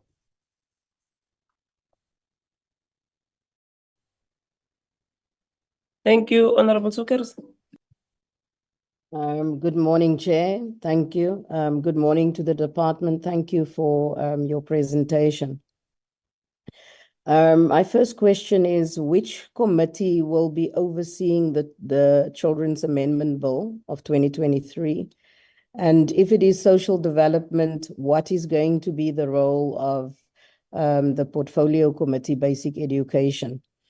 Also, there is, as you know, in the Children's Amendment Bill, in social development, there's a huge portion of the ECD clauses that were thrown by the wayside due to timing. How many of those clauses are finding itself into this Children Amendment Bill? Was there any consideration given to those clauses that has been rejected by the committee in that process of that initial Children's Amendment Bill that was before social development?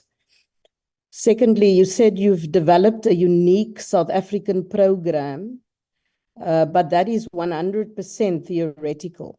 How many voluntary practical pilot projects are planned to see if this program actually works? And what research is planned to determine its effectiveness?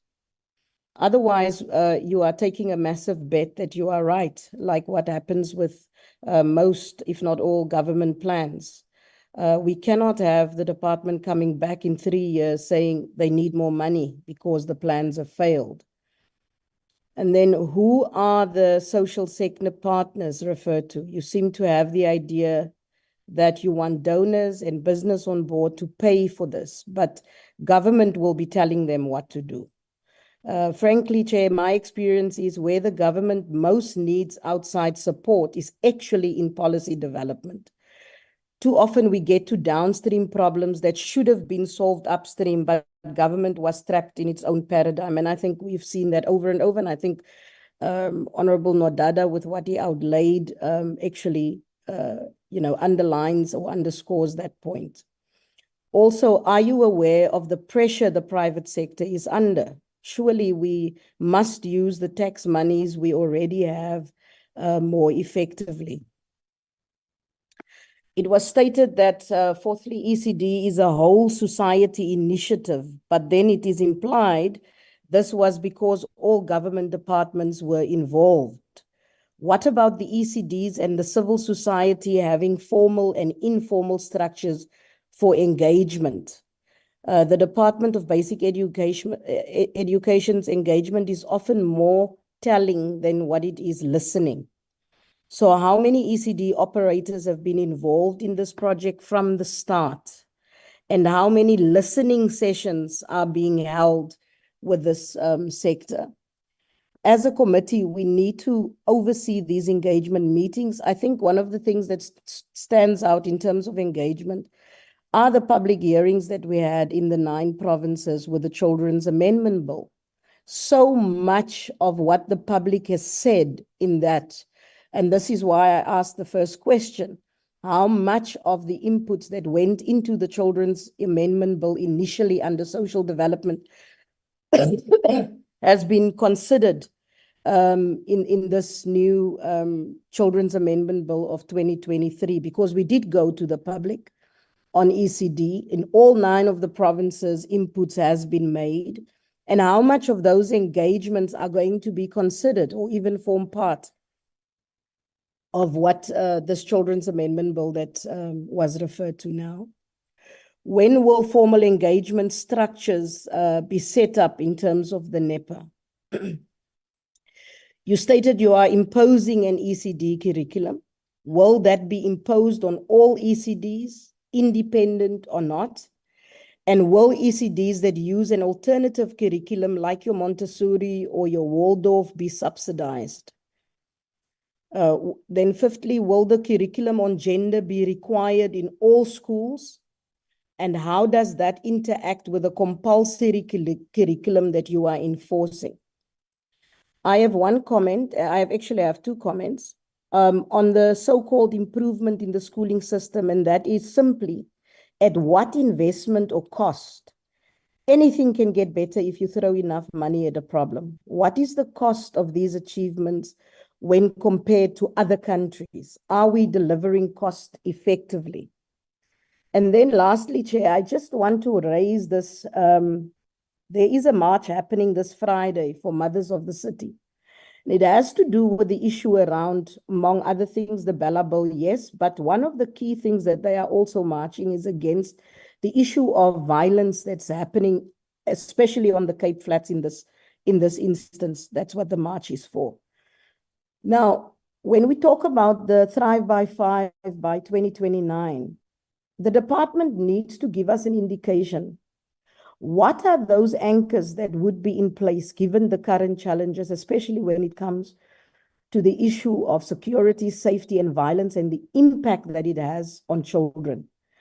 Because this department came before the Committee of Social Development, and in my recollection is correct, it employed 800 social workers nationally. Now, I think it was Mrs. Kotze that referred to an integrated departmental approach. The department is, or the president has put out also in a SONA in terms of social workers that needs to be employed by all departments and having to make a commitment to that. Now, to Thrive by 5, the challenges that I'm talking about in terms of violence, the outcry that we have in terms, especially in our gang-infested areas, and how it has an impact on children, as well as the impact of gender-based violence, domestic violence on children in terms of their emotional well-being. I asked, what are the anchors? I'm going to just give you a stat currently. The loss in human capital due to experiences of violence during childhood. The World Bank Human Capital Index measures the productivity and human capital potential of each child in the country given optimal health and education conditions. It captures the expected potential of children given the conditions in their country. On this measure, my apologies. On this measure, if a child born in South Africa today completed their education and had full health, they would only reach 43% of their potential productivity as an adult.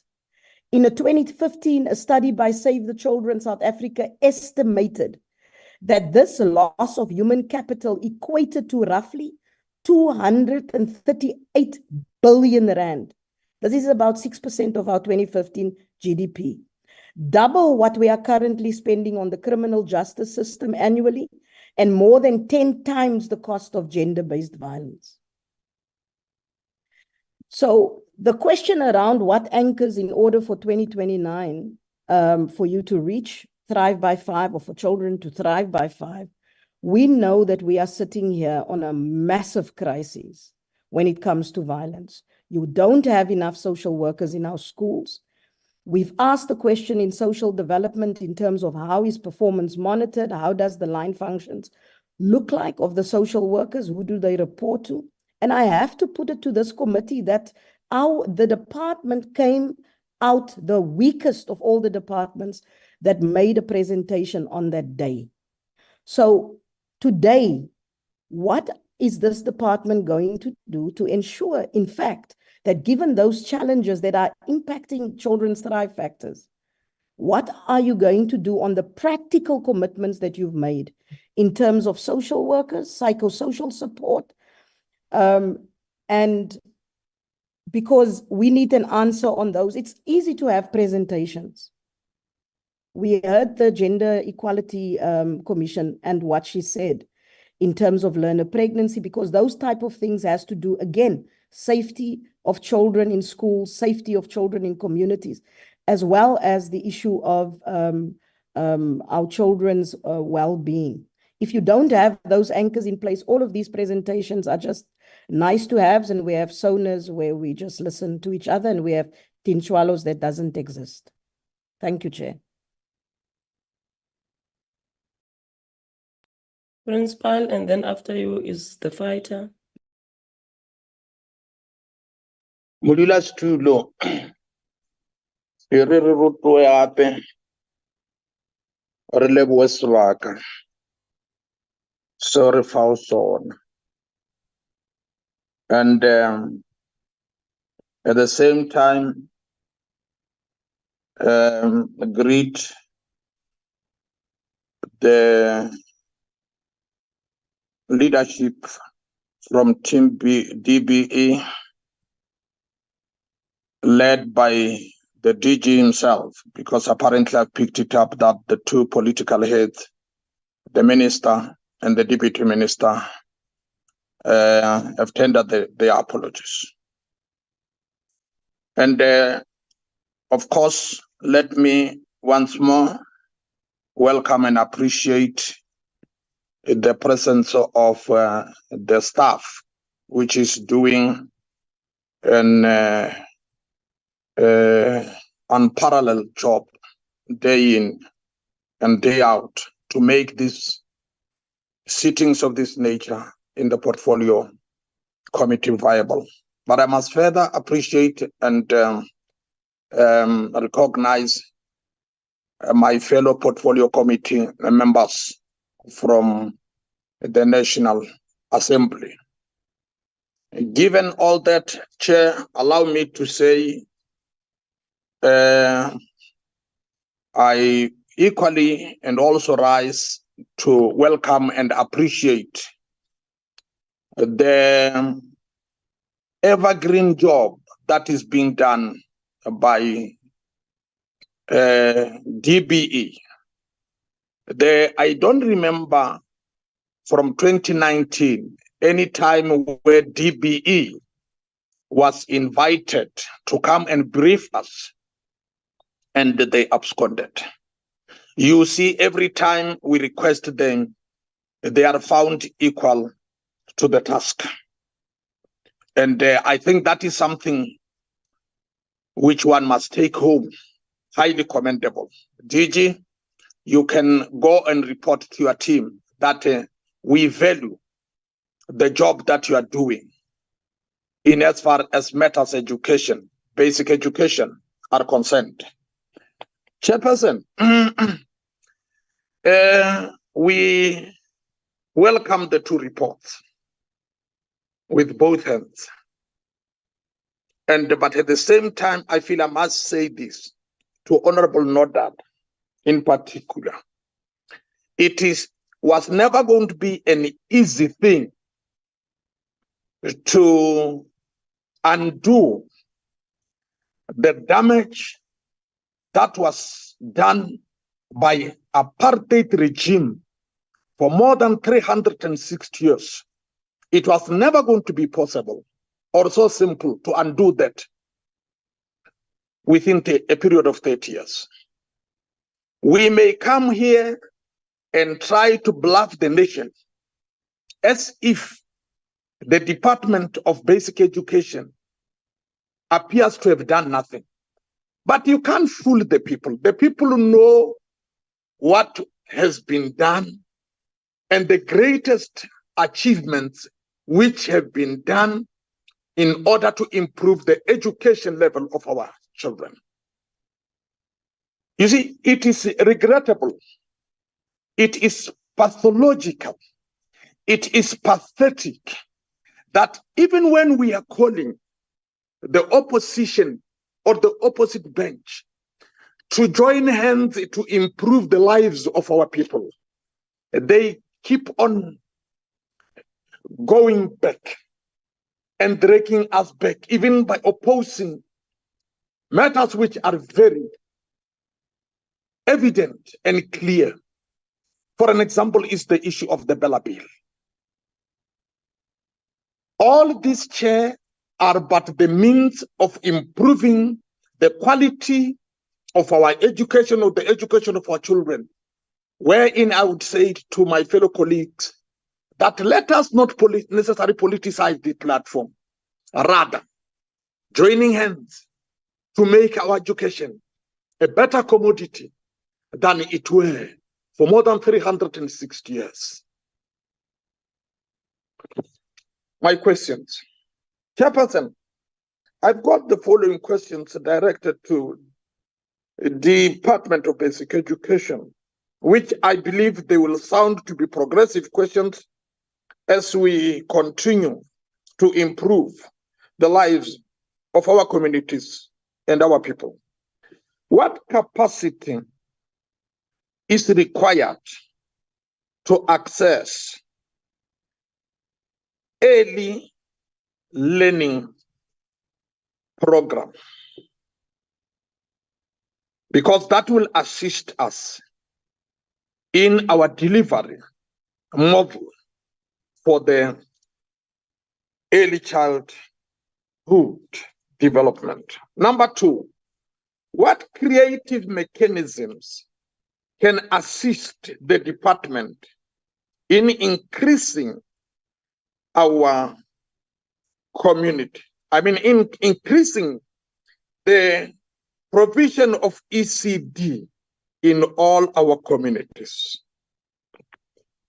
Number three, how does the new delivery model factor in digital learning, as our children are digitally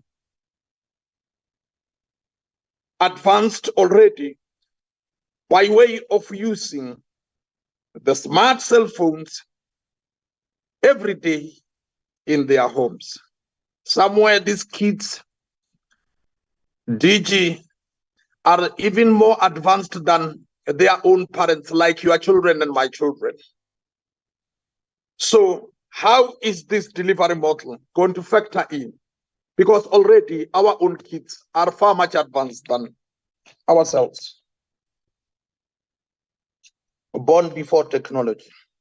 Number four, improving ECD practitioners, Mama Chair, is critical to the improving of quality early learning. Now my question is, what measures will be implemented to increase standards and compel training in the sector? Question number 5, with regard to the skills. Regarding skills in the changing world and the fact that children can learn using technological devices, what kind of tools will be used to expose our children to the changing within our communities or our world, the change that is going on? What kind of tools could be used to that effect? And number 6, the language factor, which we have fought nail and tooth in the Bella Bill. Language is a critical factor, Chair, that impacts on the growth of our children. And children who are not taught in their mother tongue are the most negatively impacted and get delayed in developing speech. Now the question is, what is the the department's approach and perspectives on language matters in early child development or early learning?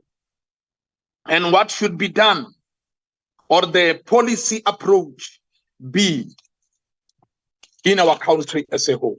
Maybe the last question, Chairperson, let me touch the issue of infrastructure, but at the same time appreciating that despite the fact that not enough might have been fully done, we are cognitive of the fact that a huge ground has been covered. Maybe what might be remaining is to speed up the process.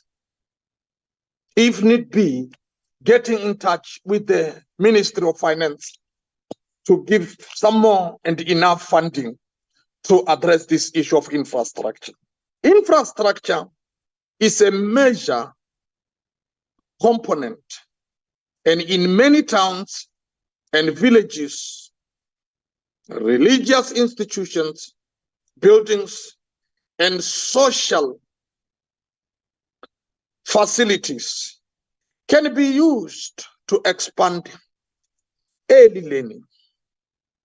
And now, how does the delivery model of the department factor such stakeholders and other partners? And further, what kind of conditions will be deployed or developed working with our social partners? Maybe I should just stop there to give others, like the fighter, an opportunity. Thank you very much, Mududa Stu.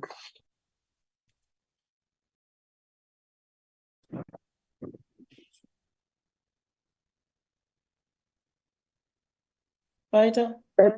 Thank you very much, Chair. About 1.3 million children aged between 3 to 5 years are not attending any form of learning.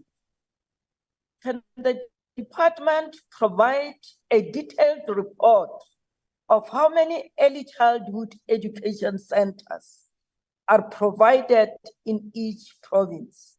And how many learners aged 3 to 5 does each center cater for? And the second question, Chair, given that these children are still young and they cannot walk long distances to school, does the department provide any scholar transport to ensure easier access to such educational centers? Lastly, Chair, why are there only 5 provinces receiving the ECD subsidy?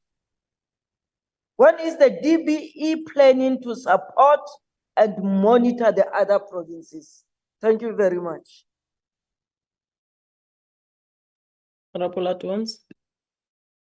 Thank you very much, Honorable Chair, and good morning to your good self. Good morning to members of the Portfolio Committee. Good morning to the team from DBE led by the DG, and also to the parliamentary staff that is with us in the meeting, and everyone that is listening. Chair, thank you very much for the opportunity, and also join the members for appreciating the reports or presentation that has been presented to us this morning, the presentation on the analysis of SONA, and also the presentation on the update on the ECD migration. So I've been hit by load shedding. I hope that I'm audible and will stay audible till the end. Let me check if I'm audible, Chairperson. Yes, you're audible.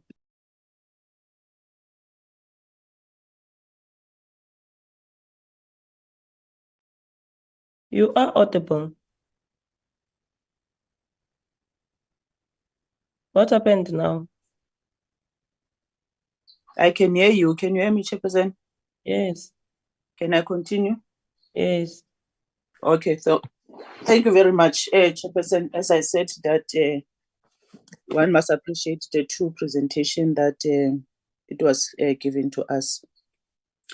But Chair, maybe just to shoot straight to the presentation on the ECD migration.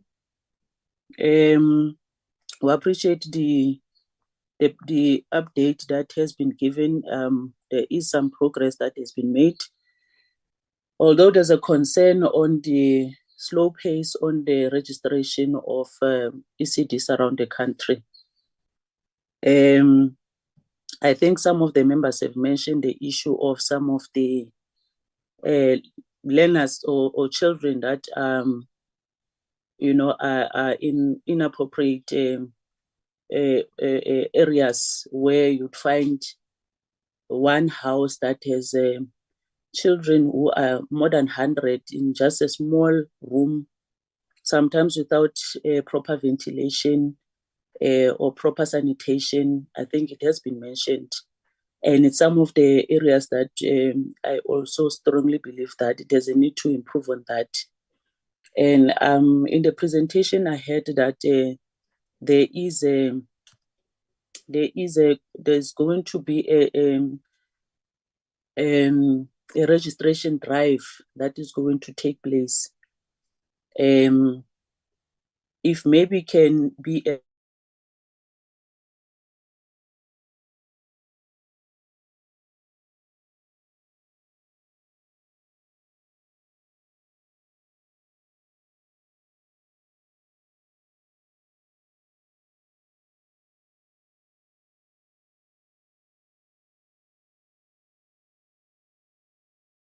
Chairperson, I think we have lost Honorable Aduans. I can't hear her. I'm not sure if you can. No, I can't. I thought it was me.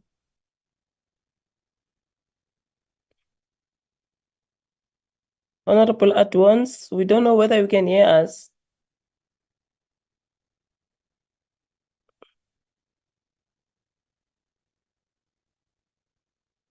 She's gone now altogether. Can you hear me, Llewellyn? Yes, Chairperson, I can. Honorable Aduans is off the platform now. Okay. No, I think let me proceed whilst we're waiting for her to come back.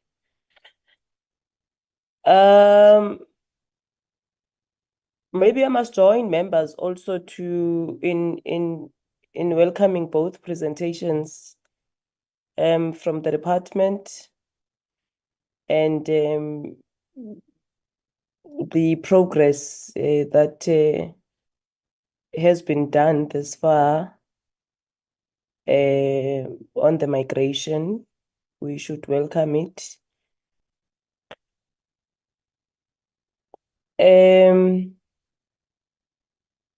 I'd start on the ECD presentation, which is probably how I should start it, DG, is to just share with your team what we encountered whilst we were on an oversight January this year. We split it into two teams, and my team was in Northwest and Eastern Cape. And in Northwest, we couldn't visit any ECD center.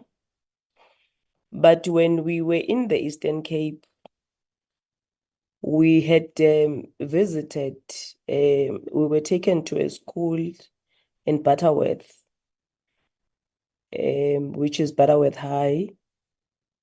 The school, as I'm saying, it's written Butterworth High as you enter. It's in town. And the school has got your primary school in it. It has got your high school in it. And it has got what would ideally be an ECD center. I'm raising this because in our view, also the fact that you would have, I mean, an ECD, a primary school and a secondary school in one yard, that alone is not sounding okay. But to just come to the ECD, and we were with Mr. Ndlebe there as an official from a department. There was an what should be an ECD class. There were learners, but that class would not suffice what an ECD center is. It's not anything closer to what a kindergarten is. There are no toilets that are age appropriate. But also in the same school, there were issues of scholar transport, and you would sit and ask yourself, what happens to those children that are so young? The environment in generally did not say that you've got an ECD center in that school. And I think as much as we are in this process of this migration, checking in whether it's okay or not, but I think we need to be true also to ourselves that maybe a fine question that we should ask ourselves is, were we ready when we took a decision of migration? And is it implementable? Or are we just taking kids from home to a classroom that is even not meant for them? I'm raising this DG, acknowledging the work that has been done by the department. But also, I think we need to be thorough and honest where there are shortcomings. That school generally as is, in my view, I don't know what is the rationale behind for the department to have such a school. And like I've said, it's in town. It caters for many learners that are coming from, because there are a lot of rural areas around the Butterworth that needs to be transported, that have got a problem of transport as well, that can take them to school. That is our observation, or rather my observation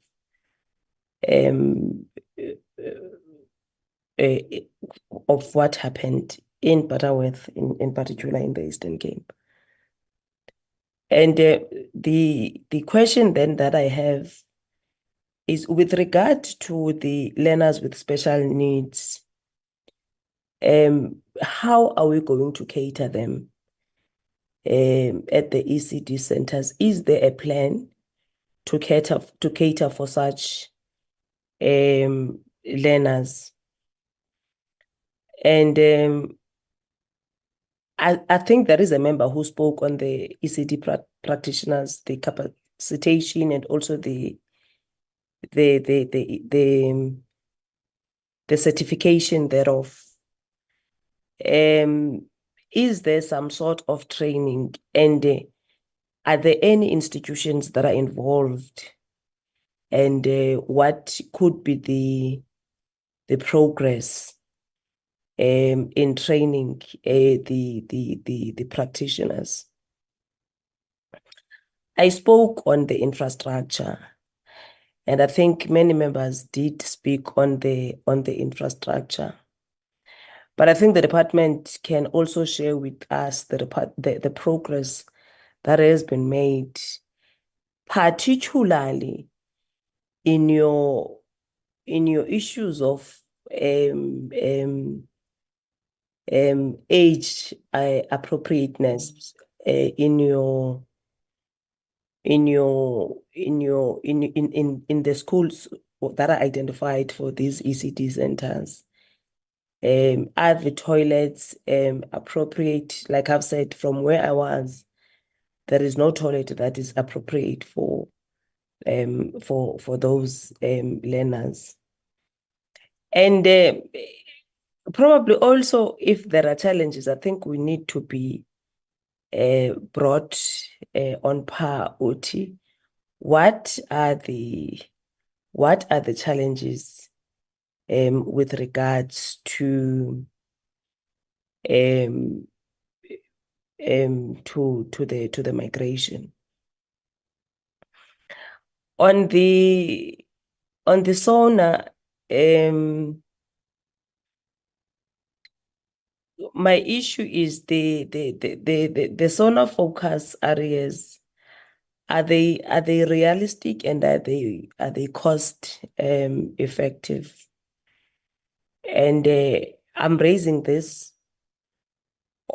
basing my issues on infrastructure, which we know as the sector our own challenges with it.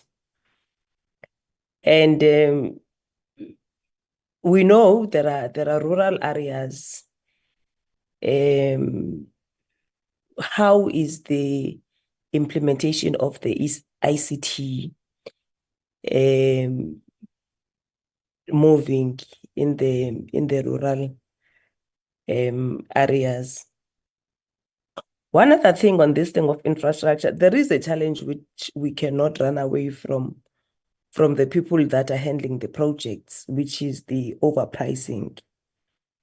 And of course, the pricing and regulation of these factors are unclear to many of us. I don't know if there is someone who is privy to understand and help us in understanding the regulations thereof. But my question is, what action plans are in place to regulate the overpricing and address the project managers that are not complying to complete the unfractured on deadline? Because also our problems, we should not run away from the fact that the department can be in many a times failed by what you would refer to business people or the project managers or the people, of course, that are getting the work of building these classrooms or of building any infrastructure related to the department. So that is from my side, DG and your team. I don't see Honorable Adwans. I'm not sure if she is back. I'm back, Chair. Am I audible? Okay, you can proceed again. Okay. I don't know where I ended, but I was raising a question on the concern that is on the issue of ECDs that are not registered, that are inappropriate or have appropriate structures. And I heard that in the presentation that there's going to be a registration drive, and already it has happened in other provinces. My question was, how is it done? How far do they go to make sure that they capture all these structures or even ECD centers across the country. And do they also have a time frame? When do they want to finish? Because I believe that it's just one phase that we need to deal with to making sure that the improvement of learning and teaching will be realized. So if there is there any time frame that the department has set for itself how on the process of registering this ECD centers? The second one on the issues of ECD, I think you raised it partly, is the issue of the teacher, development or practitioners registration on itself, coupling it with teacher development. Are there any progress that has been recorded throughout the years on issue of teacher development? Are they timelessly being developed? As we know, we live in a changing world where the world is advancing each and every day. So are they also being getting enough support from the department? And also these ones of ECD practitioners, how far is the progress of making sure that they also acquire the same skill as the one that will be required to make sure that the learner or the children are getting lessons that they are supposed to be getting in the ECD environment. That is my two questions on the issue of ECDs, and I'm sure we'll also get information as and when the department is visiting provinces, so that we also engage with our communities, we also engage with our councillors and other leaders on the ground to make sure that we assist this ECDs to be registered, because it's not only for the benefit of the department, it's also for the benefits of the community at large. Chairperson, I think you have touched a lot on the issue of infrastructure. It also, we regard it as one of the stumbling blocks when it comes to delivery of teaching and learning, whether it's in schools or be it in ECDs. You'd find schools that have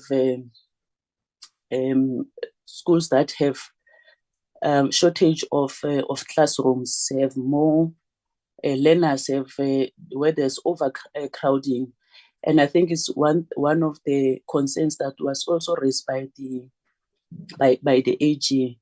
Made mention of one school in the northwest, I think it was in Bujanal, where there's a picture of an overcrowded grade R class. But I think, as you also mentioned, that when you were doing, the oversight in the northwest, is one of the things that you came across. But it's happening in all the provinces. You'd find schools that are doing far much better. They are performing well. They are producing great results, but they have an issue, a serious issue on overcrowding. And then you go to other schools that are not even far from the school that is performing. There is a lot of space. There is underperformance that is happening in that school. It's some of the things that we came across as we're also doing oversight. And how are we going to realize, better education for all when we have such, instabilities in schools?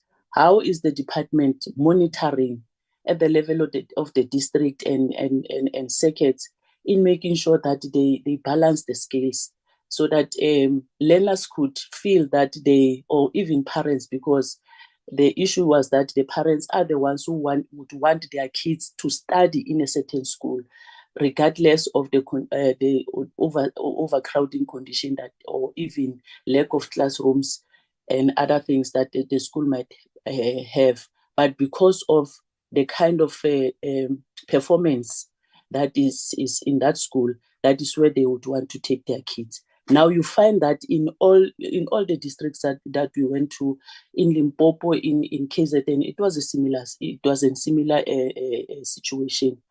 So my question is that how is even the support to such schools being given? You have a school that is performing very well, it's overcrowded, but they try their level best to make sure that learners are getting the education that they deserve. You have a school that has ample space where they are not even performing, and it seems as if, for me, there is no a lot of monitoring and also support to the schools by the department via their districts and circuits. So what is it that is reported? Because you'd find that situation has been happening all through the year, but we find it only when the results come out that the schools, which school has performed better than the other, whereas they're in the same district under a same director or same manager. So that is my question on the issue of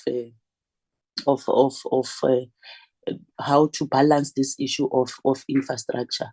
But also you'd find a situation whereby there are areas where there are schools that, or non-viable schools and small schools that needs to be closed down. And yet we keep on saying there's a need to have or build more schools.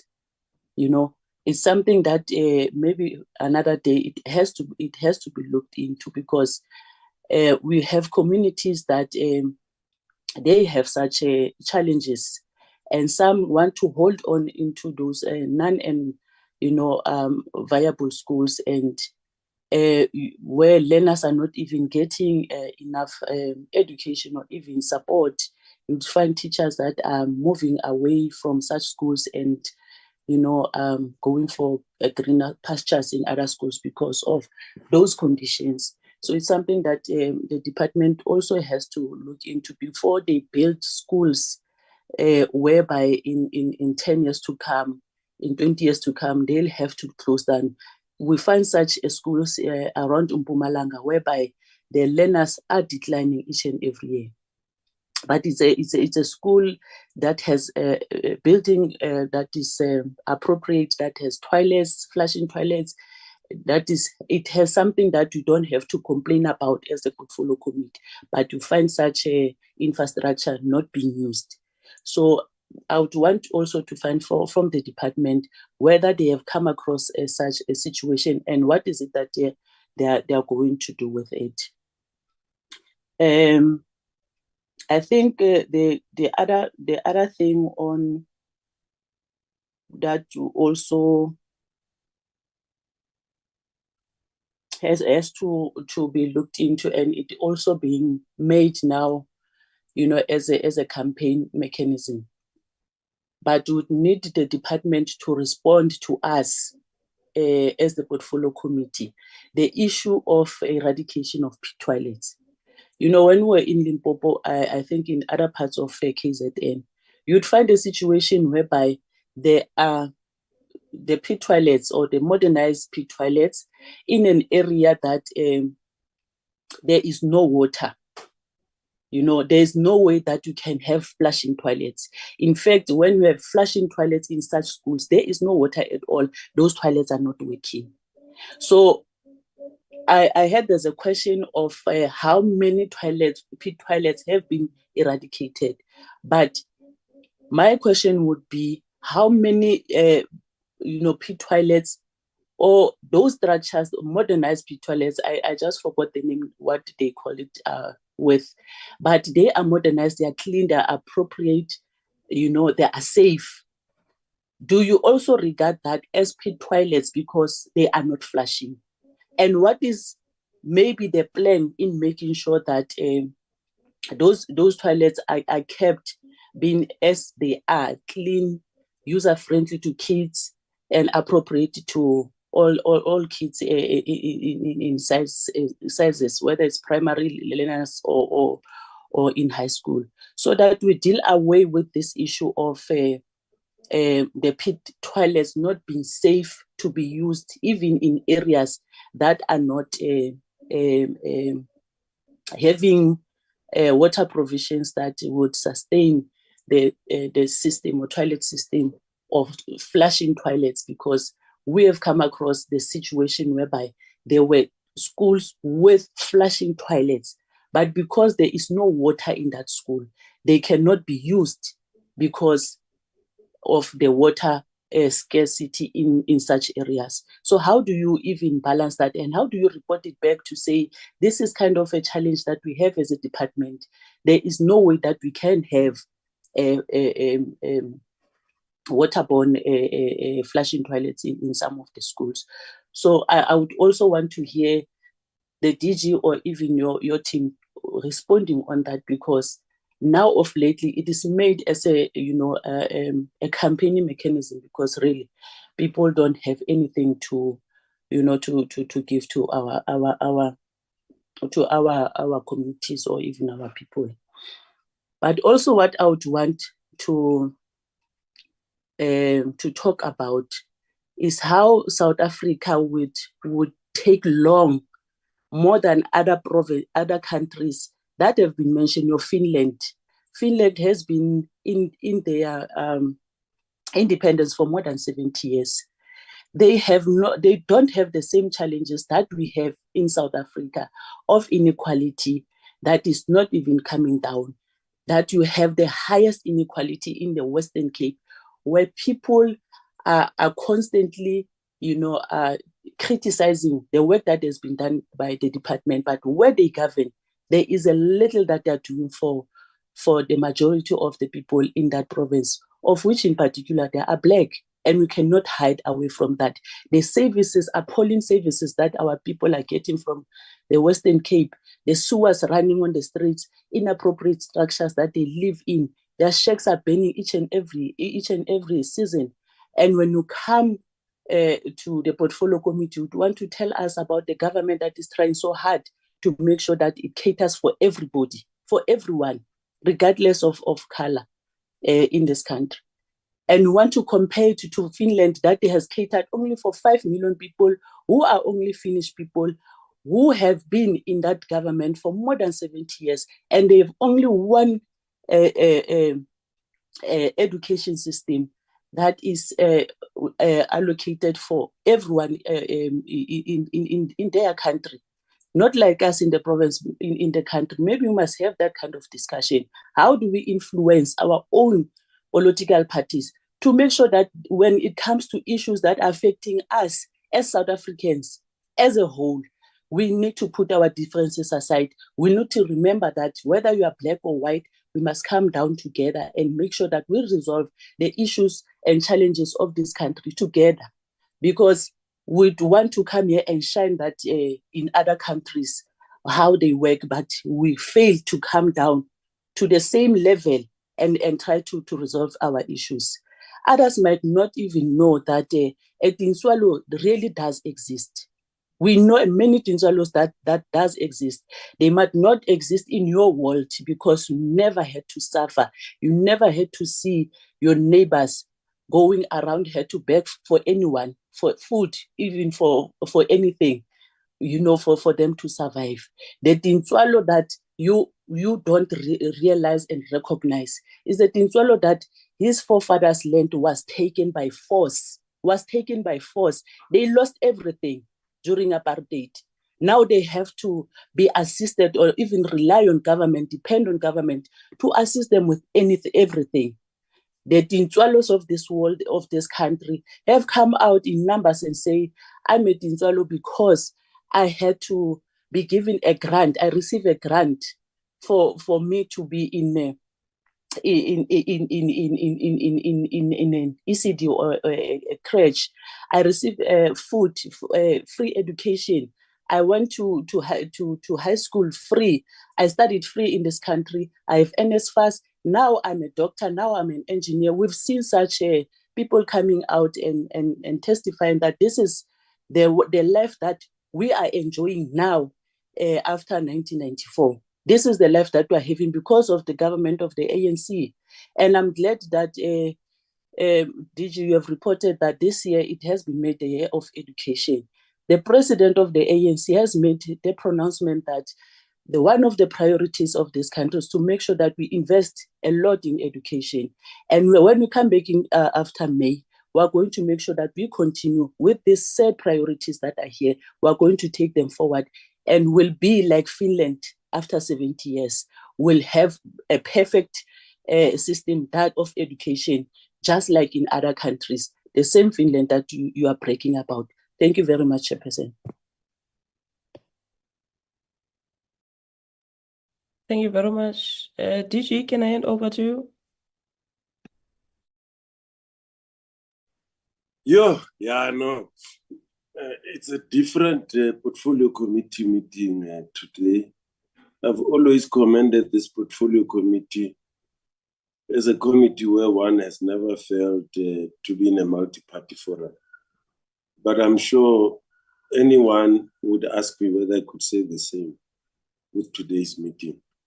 But nonetheless, let us respond to the It's election fever. It's election fever. Maybe we should have called this meeting after the elections. The country's issues are more important, actually, than even the elections, because now and even after the elections, the issues would remain. Okay. Chair, let me start with the questions that you have raised, as I would usually do. Measures to deal with overpricing. Yes, we do deal with overpricing. For instance, if you check even the cost of building the sanitation that we've been providing, many contractors and implementing agents would tell you that we've underpriced them.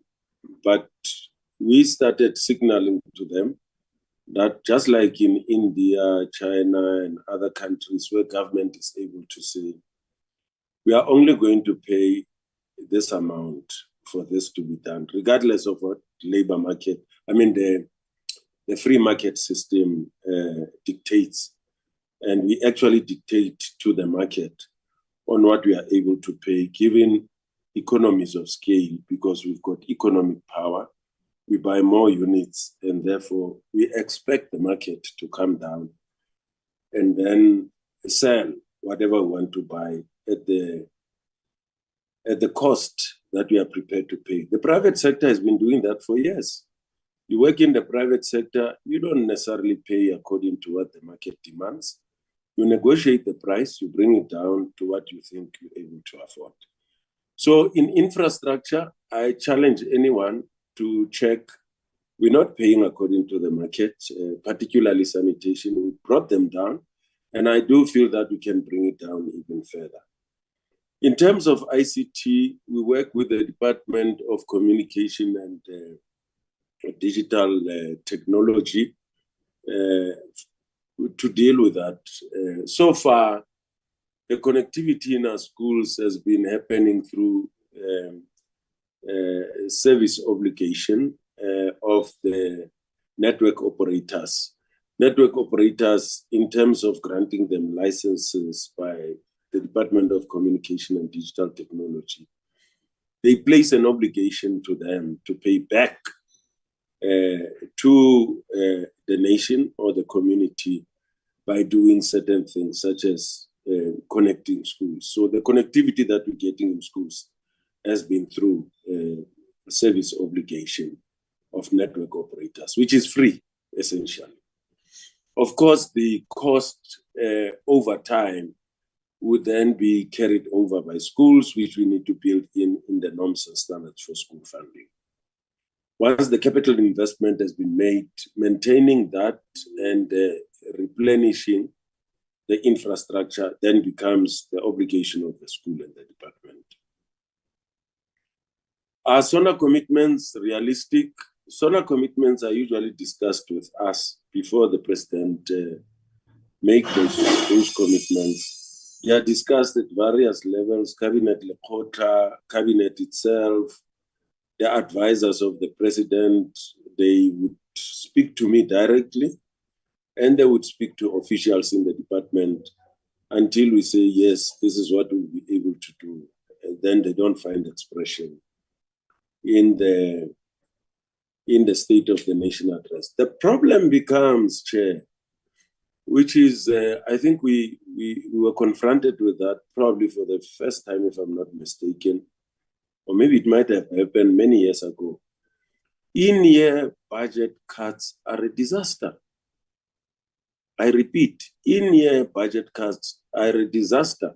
In-year means as you've started implementing in the financial year, then budget cuts come in. When you have allocated projects, when you have appointed contractors, you can't actually reverse those commitments. All that you can do is to negotiate how you move slowly towards implementation. And I'm going to talk about this when we even talk about whether we're going to eradicate all pit latrines or not. I thought we've been reporting to this committee, even on infrastructure, which would be very clear that we are not going to be able to even complete all the projects that we have. We had to go out to contractors and say, stop work, money has been taken away.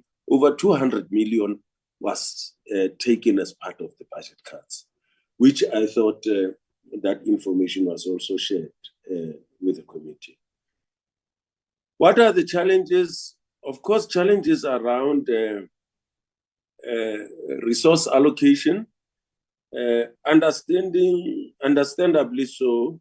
Economic outlook in the world and in the country remains an issue of worry for all of us in terms of developmental issues, and education being one of those that should be receiving priority. And I'll say something maybe towards the end about what the Minister of Finance told the Cabinet Lekota in the last Cabinet Lekota regarding the extent to which government is funding basic education. Infrastructure, age-appropriate facilities such as toilets. Yes, you are right, Chair, that should be the case. But remember where we come from. There are still some of the schools that might not have infrastructure that is age-appropriate. And the school that we are talking about, I suspect is one of those. And your observations cannot be disputed.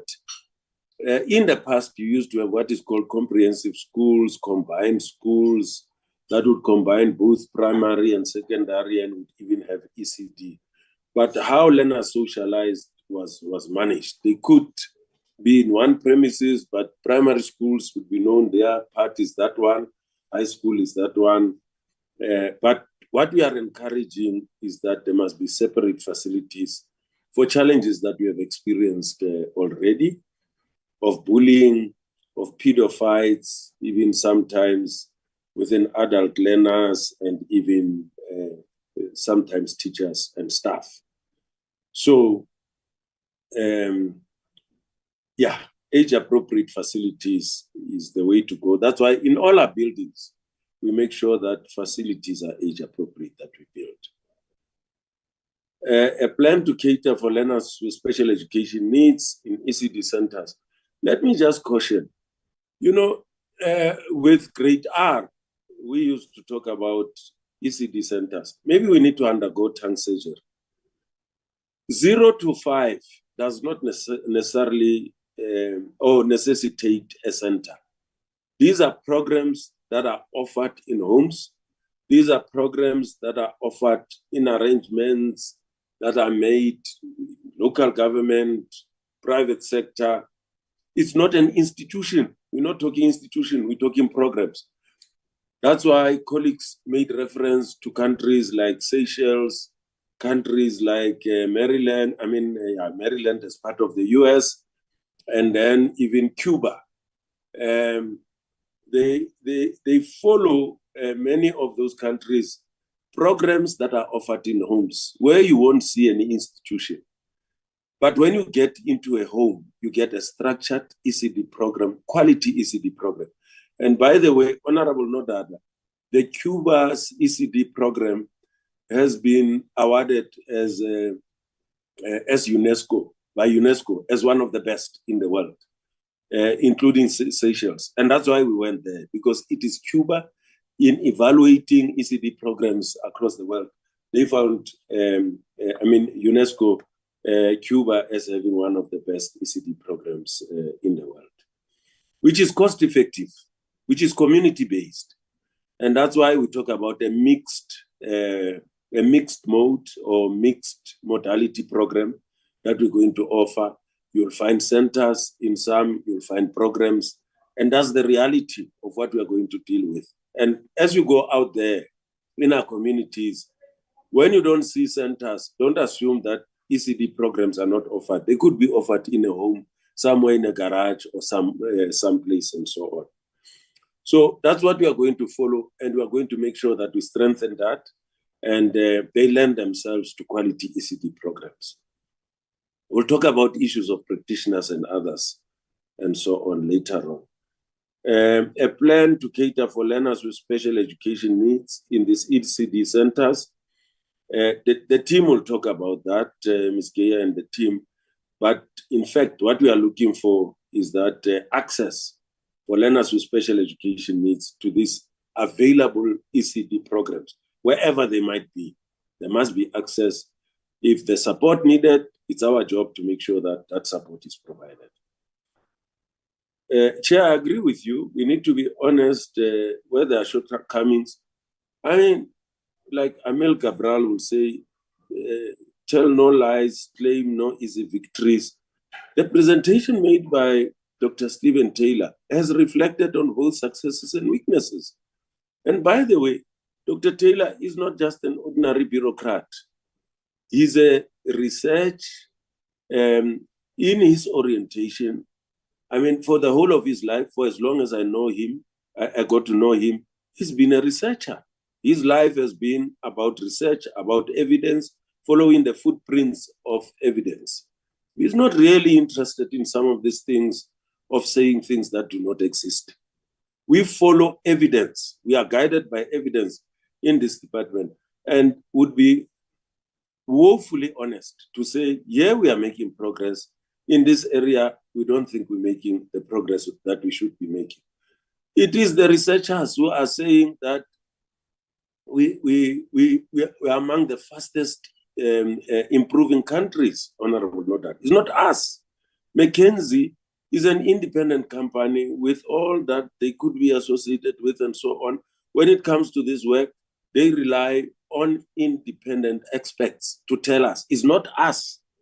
If it would have been us, I would say we are blowing our own horn, but it's people who are not even in the department. We use their work to gauge the progress that we are making. And then, yeah, I've spoken about the Butterworth High School observations. I will find time in doing my work in the Eastern Cape to go and see the school and see what's happening there, Chair. I should make that undertaking. Thank you for welcoming the presentations. Honorable Aduns, I agree with you. You know, you can't compare countries in every aspect, but you can compare in some. Because you have to make sure, that's why we leave these things to experts. We don't just do comparisons. We follow what experts are saying because experts are trained to do this work. Some of us might make mistakes by comparing apples with cabbages and thinking that we're comparing apples with apples. Eradication of pit latrines, again, you know, South Africa is one of the 20 countries in the world that do have problems of the scarcity of water. And therefore, it's implausible to expect that every locality could have running water facilities. I work in the villages. I haven't seen running water for every area, simply because running water for waterborne toilets is not available. Now, there is what is called dry solution, according to the World Health Organization. The World Health Organization has approved dry solution. In other words, where you provide safe sanitation facilities that do not use running water, they still provide a pit, but it is a pit that is different from the ones that have been crumbling in, killing children. It is safe for everyone to use. And the toilets that we are building are based on that methodology. It's defined in terms of the technical intricacies of infrastructure, but also approved in terms of the World Health Organization. So many of the toilets that we build are what we call dry solution, because water is not readily available. Let me just use one example. In the Northwest, schools insisted on waterborne toilets. Now, those toilets are now being converted to become dry solution because water is not readily available. That's the reality of our country and the reality of the world we live in. You won't get waterborne toilets everywhere in the world. And I'm sure many of us grew up even in areas where water is quite scarce. Desalination of water from the ocean is extremely expensive. For now, our country's economy would not even be able to deal with that. I hope I have done something to provide some explanation there. Unviable schools that are closed down vis-a-vis building new schools. Yes, we have that reality. The problem that we have now in the Eastern Cape, in areas where we build state-of-the-art schools, some of those areas are getting depopulated because people are starting to move to areas of economic activity where there are jobs, and some of those schools are running empty. The toilets that we've been building at a very high speed, some of them in the course of building those toilets, schools are getting closed, parents are taking learners away, they are going to areas of economic activity. I've seen it with my own eyes. And I've even instructed in some areas for instructors and for contractors to stop immediately and not proceed with projects because areas are getting depopulated. People are moving to areas of economic activity, such as Johannesburg, Gauteng, and to some extent, Cape Town and Western Cape, as we have seen. And even in the other areas, whether it be Klerksdorp, whether it be Polokwane, people are moving to areas of economic activity and moving away from the villages for livelihood. And then the issue of overcrowding, it's a reality. That's why the minister approached the Minister of Finance when officials in finance had concluded that the ASIDI money is now going to be taken away and be fused into EIG. The minister pleaded with the Minister of Finance that she needed to use that money for overcrowding. It's a great pity that for this financial year, we got caught in the in-year cut. Otherwise, we could have started to address overcrowding. And the danger of this is that projects that should have been completed this year are now going to be delayed to next year, and therefore taking money that we could have even used in the next financial year for things such as overcrowding so that we are able to complete those projects. So overcrowding, it is a reality, and that's why the minister is working with the Minister of Finance to address this. Progress on teacher development in ECD, for instance, grade R. When I was still even in the Northwest, some of the grade R practitioners didn't have grade 12. Today, in many of the provinces, grade R practitioners have met REQV 13, which means matric plus 3 years. And we are in the process of actually saying to them, REQV 13, matric plus 3 years is no longer relevant. You need to add another year. You need to improve your qualification. We can give you the figures to show the progress that we have made in terms of improving the qualifications of the ECD practitioners with respect to grade R, because we've been with them for many years, unlike 0 to 4-year-old that we've just inherited over a year or two.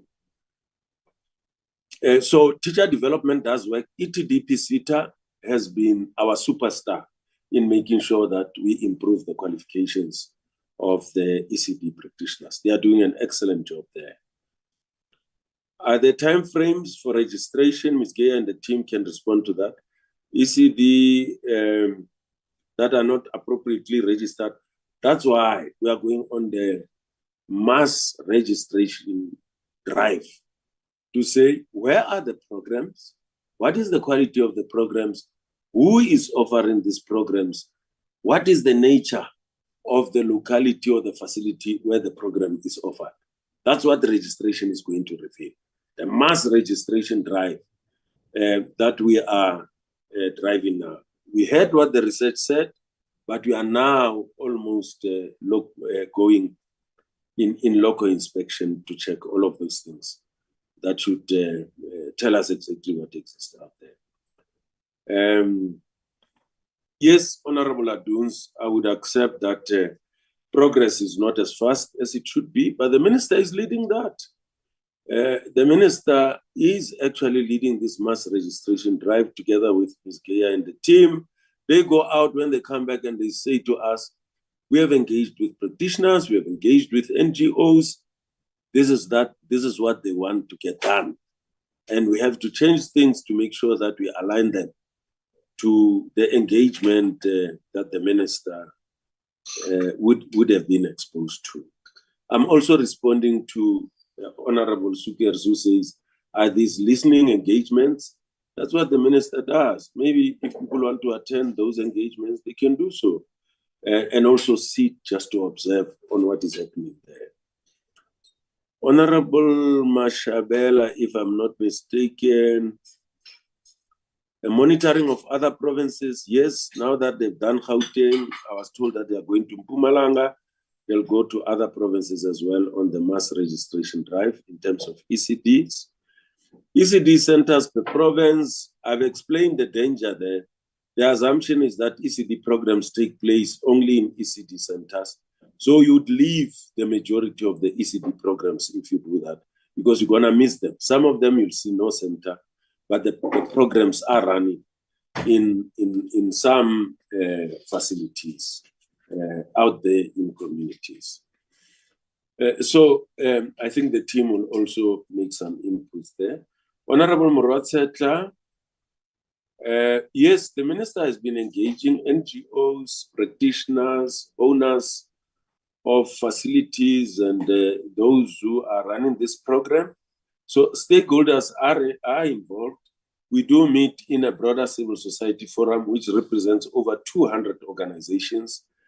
The minister engages that forum there on a host of issues, including this one of ECD as well. Department's approach to language of teaching and learning. I must really caution, and I'm saying this with the greatest respect, with my little experience in education, there is no silver bullet in education. There isn't. Mother tongue-based bilingual education is crucial in getting us to where we should be and get us out of where we are. We've learned from languages such as Afrikaans and English that mother tongue-based bilingual education is the way to go. But there is no silver bullet in education. It is not going to give us a panacea, but it is going to help us to move in the direction of improving our learning outcomes. And I must caution, that is not a silver bullet. There are other things that would still be relevant and needed to help us move in the direction where we should go. So the language in education policy is very clear from NEPA. And in fact, the policy that was issued as early as 1996, but Minister announced a few days ago in East London that we are now going to extend the offering of mother tongue bilingual education to up to 6 years and probably more. There are benefits internationally and everywhere. I'm sure if we could have a discussion about that some other time, we could expand even more. What kind of tools will be used to afford learners skills and competencies in the changing world? Well, ICT is one of them, but also workshops that are up to speed, modern workshops. And we are working with relevant industries. Many of them have donated, the motor industry. They've been really kind and quite generous in supporting us, I must say. And at the right time, we could come and share with you what the motor industry and other industries have done to really support us in this effort of skills and competencies for a changing world. Factoring ICT to enhance ECD provisioning. I'm not sure whether it can work there. I thought that small or young children require face-to-face interaction with human beings. ICT works better when they are better grown up or to be able to handle ICT.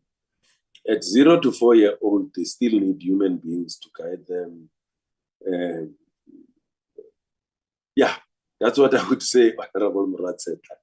I haven't taught in a primary school. I'm not an expert there, but my gut feel is that at that age, they require human beings to get them navigate the world than ICT.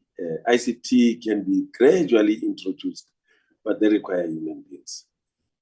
Creative mechanisms to increase ECD access, I'm sure the team can say quite a lot, but one of those is to be honest with the portfolio committee to say, we don't want to dismantle everything.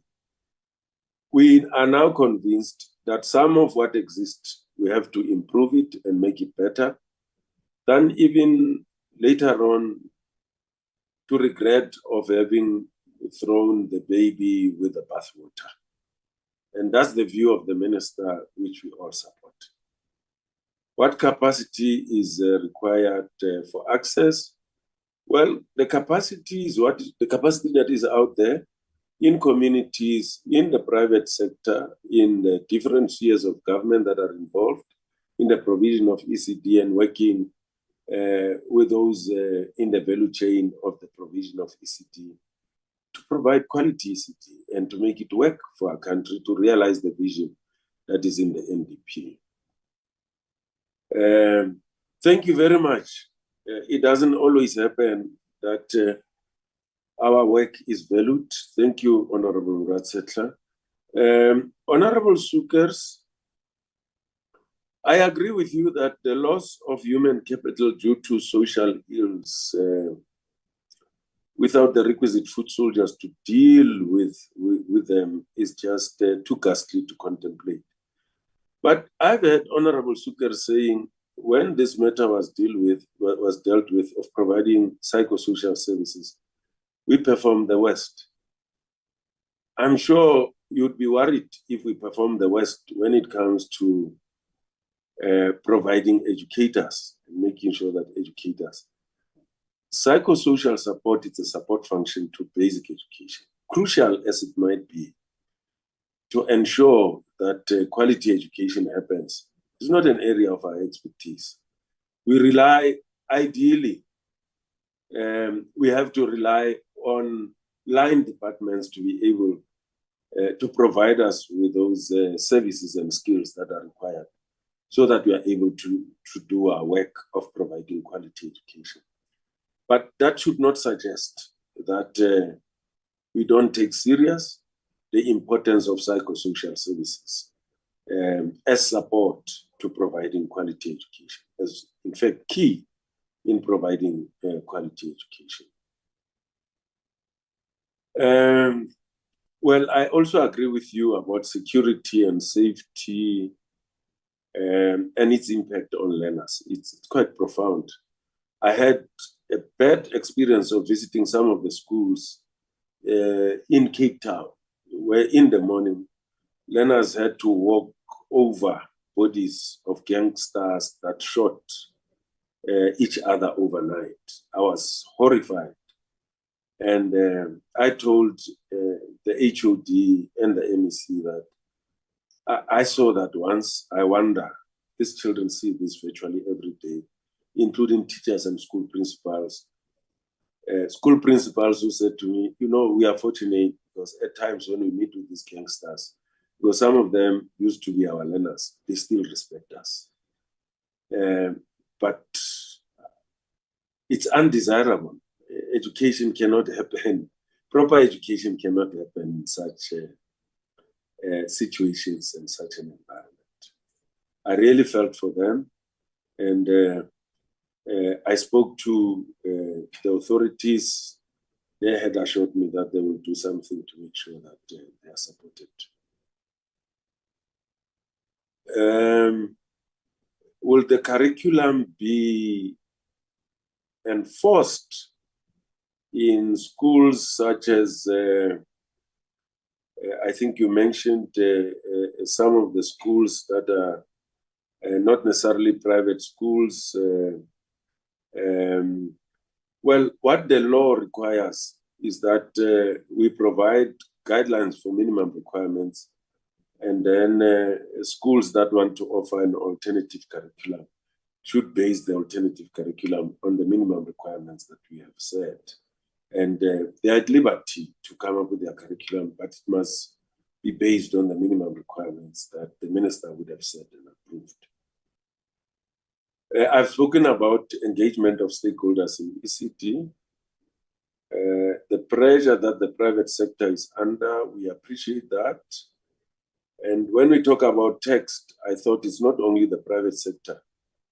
Even public servants are being taxed. They do pay tax. Of course, corporate bodies pay tax as corporate bodies. We do appreciate that as well.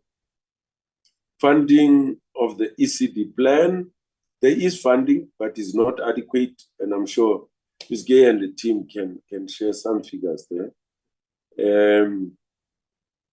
Areas that were contested or suggestions that were made with the first round of the Children's Amendment Bill, I do remember that remained as unfinished business as this function moved over to basic education.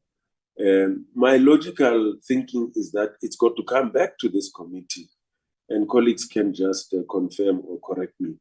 My understanding is that the proclamation has now been signed by the president, and that responsibility now lies within the Portfolio Committee for Basic Education to deal with the Children's Amendment Bill. Whether we are going to go out on public comments, I'm sure colleagues can clarify that as well. Yo, Honorable Nodara asked 20 questions as usual.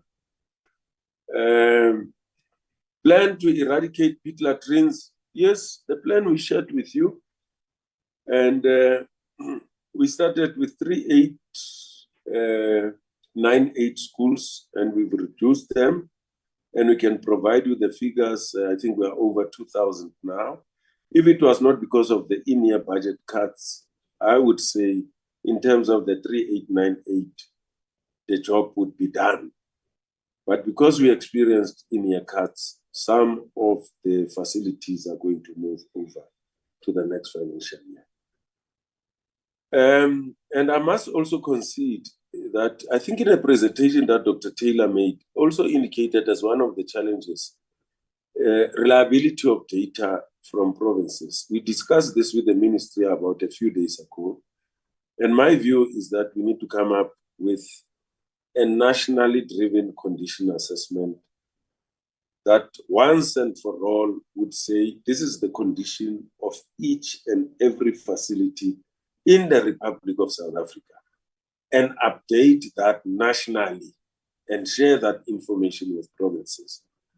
Because in some instances, I do believe that we don't have that capacity at lower level to be able to give us reliable data whenever we require it. I'm saying it with a heavy heart, but unfortunately, I've got to confess. It's one of those things that I have to confess. Funza Lushaka, bursaries, yes, we're focusing on MST, we're focusing on foundation phase, intermediate phase. That's why our shortage of teachers is not absolute anymore, but it's relative, it's in specific areas that we are addressing through Funza Lushaka. We are going to start to move into robotics, coding and robotics as well. Improving the ability of learners to read for meaning, mother tongue-based bilingual education is what the minister has directed. That's the way we are going. and I've indicated that we've learned from Africans. There are very good lessons from Africans that we can pick up, including those of English as home language. How many schools are giving 2 meals per day? To be quite honest, I'll have to get that information, Mr. Mahata. We need to get it from Dr. Whittle. I don't think we've got it offhand. I don't even think he would have it offhand. So we'll make it available to you, Honorable Nodada. Formal curriculum. I'm really shocked, Honorable Nodada, that you don't know that there's a formal curriculum for 0 to 4-year-old. National curriculum framework, which has been there before I joined DBE. Whenever we present, we'll be talking about the NCF, National Curriculum Framework for 0 to 4-year-old. I am so disappointed that you don't know about that. It's been there, we've been reporting about it, and whether that is being followed by all those who are offering this program is a different matter. But it is there, and it's been issued to all, to social development, even to distribute before the function came back to us. Our responsibility before this function came to us was to develop the curriculum, which was developed ages ago. It's there and it's being followed. So that's the curriculum that's been followed. For grade R, of course, we follow the national curriculum statement. ECD practitioners qualification, I've spoken to grade R, how they've improved. But in terms of 0 to 4-year-old, I'm sure if colleagues want to share information there, I'm sure they can do that. Transport for ECD, there is no transport for ECD. Allocation for ECD infrastructure, there is a small amount, initial amount, and I'm sure Ms. Geya will just indicate that. Aging infrastructure, indeed, the reason why we've now put in that in the EIG, 60% must go to what's maintenance and refurbishment of structures is because we want to deal with aging infrastructure.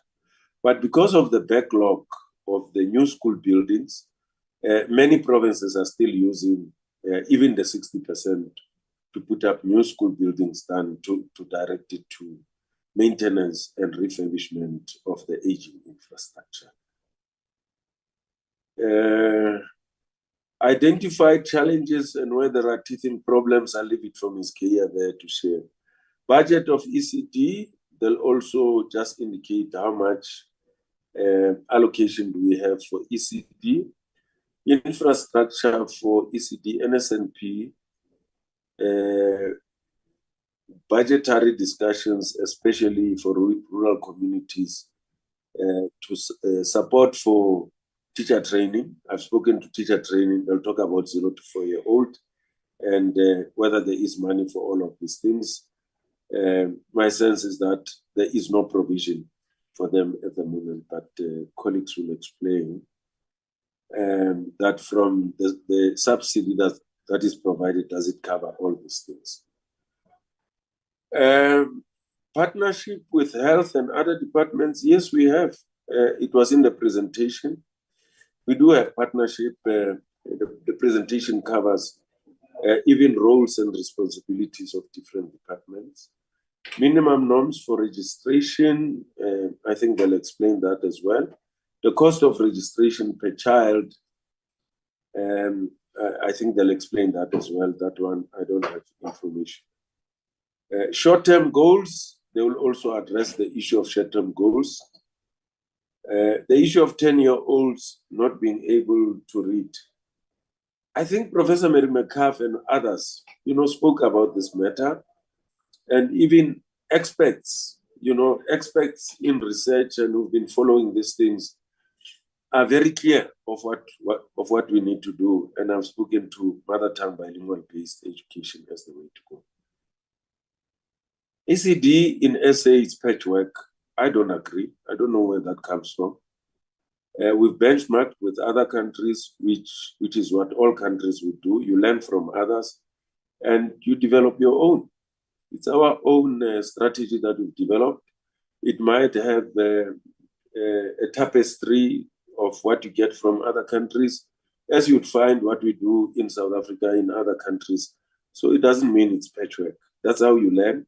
What is good, you domesticate and you customize it to your own needs, and you come up with your own.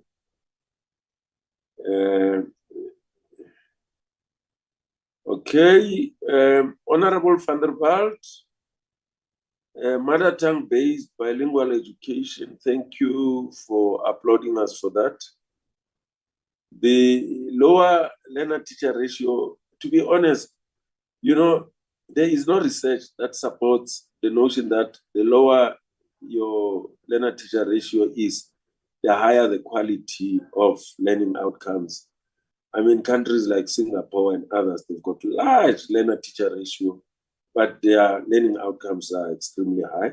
But I do know that even the conference that is taking place in South Africa, because people represent teachers, they are saying fewer learners will enable teachers to be able to give feedback quickly, to do control their work, and give feedback much quicker.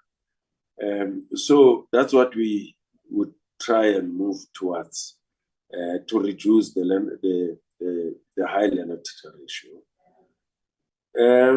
Investment in lower grades. We're taking a system-wide approach in everything that we do. I don't think is factually correct that the bulk of the money goes towards matric. Support programs are for grade 12, but if you look at the number of teachers and so on, they lie in the primary school, because most of the grades are in primary school. So it's an issue that we are trying to correct in terms of giving attention to the foundation phase, intermediate phase, and senior phase, so that there's a balance in terms of dealing with the entire system. But in terms of investment, I don't think, for reasons that I've stated, the majority of teachers are in primary school, and therefore your teacher cost is the highest cost in a schooling system, and therefore the bulk of the money would be in primary school. But when it comes to support programs, I would agree with you. Our support programs are more towards, FET, grade 10, 11, and 12. Honorable Van Sail, government is not doing enough. I don't know, we're doing our best.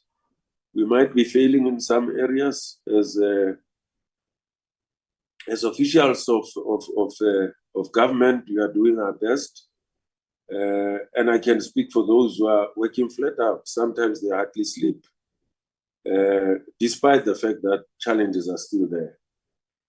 I would invite anyone to follow our program, to go with us out in the field and see how many would be able to cope with what we are doing out there in the field. Schools are without flushing toilets. I've explained this one. There's no way that we'll have flushing toilets everywhere. You'll only have flushing toilets where running water is readily available. Children without subsidy in ECD centers, it's a reality. Yeah, there are those who have not received subsidy as yet. Part of the mass registration is to look at that and look at whether those who are deserving have been provided with subsidy or not. The issue of NSNP in KZN. Hey, well, you see, NSNP, I wish I could take the portfolio committee to when the NSNP started in the Department of Health and compare it to where it is now in basic education. I don't suggest that we've reached the ideal, but we have improved, and we are even moving towards providing 2 meals per day for all learners in all schools, which we've not started doing as yet. Admission of learners with special education needs and the provision of support staff. This is also true. There are schools that need support staff. They don't have enough support staff. We've instructed the line function to conduct a comprehensive audit for 442 schools of learners with special education needs, so that we address their needs once and for all, and individual, whether it's support staff, whether it's facilities, whether it's anything that they require, because we want to prioritize them as we did in the delivery of ICT, where we're able to ensure that all schools with learners with special education needs are prioritized for ICT provision. Honorable Chair, I'm going to request that maybe Ms. Geya could come in and the team, then Mr. Padayaki will round off. I'm sorry for having taken this long. Your questions are many. I've indicated that it's average of 9, Honorable Nodada 20. So we're trying to do justice to that. Thank you for indulging me. Ms. Geya? Thank you very much, DG. You have done a very good job of answering a lot of the questions that we would have been available to answer. But I just would like to speak perhaps to the area of the qualifications. So DG has spoken to what is in place for the grade R teachers. But in the ECD space, the main issue here is that so we have ECD practitioners, and these practitioners have over the years, especially through the ETD-PCTA program for ECD practitioners, they've been part of training programs. And through that program, they have been able to get to RQV 13. Once they get to RQV 13, we translate them to be qualified teachers, and they get absorbed into the system, and they are used for grade R teachers. But the bigger challenge in the area is that there are many ECD employees who call themselves practitioners, but they have no formal qualifications. And so our area of part of what we are looking at in a strategy is to see how we can develop something that can upgrade these teachers to have small, short learning programs over a period of time that is accredited, and that they are able to gain points through those short learning programs, and that would then ultimately allow them to graduate towards either getting a diploma or having some accredited recognition for the programs that they've done, which allow them to be recognized as having suitable qualifications in the space. It is a long process. We have an HR task team that is looking at how to actually navigate that area and to chart out what would be the short learning programs and how they would be accredited. It's work in progress that we are currently busy looking at. But the idea is to allow opportunity for those who work in the space to have exposure to some training and over a period of time build towards some form of qualification, especially those who are who have no formal qualification. Those gogos who are there, if not the gogos, then those who have worked for a very long time in the area to have qualifications.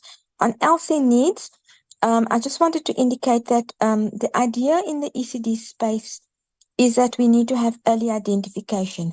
So we don't want to create LC ECD centers. What we want to do is we want to recognize and give opportunity within those early learning centers that if there are some challenges that a learner is experiencing, that we have the right people to come in to do the early identification and to then allow for them to be able to go on a path of appropriate play-based materials that we can provide that would stimulate them and give them opportunity that would allow them to progress in the system. We have recently had some discussions with Lego. Lego has created, for instance, Braille blocks, Lego Braille blocks. So our discussions with them is to make those blocks available in centers and that we can procure these blocks over a period of time and to allow that those materials then get into schools where there's identification of such learners who need from the age of 0 to 4 years old to be exposed through play-based learning in these kinds of materials. On the issue of nutrition, in ECD, the conditional grant has money that is used towards feeding. But what we would like to do is we would like to have opportunity to extend our nutrition program into the ECD space.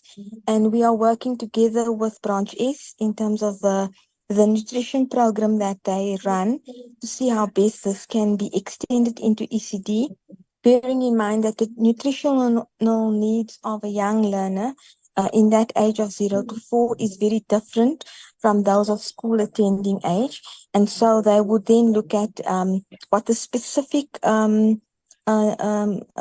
menus should be, and how we can then allow that we utilize the grant differently to allow for the nutrition to also be provided in ECD.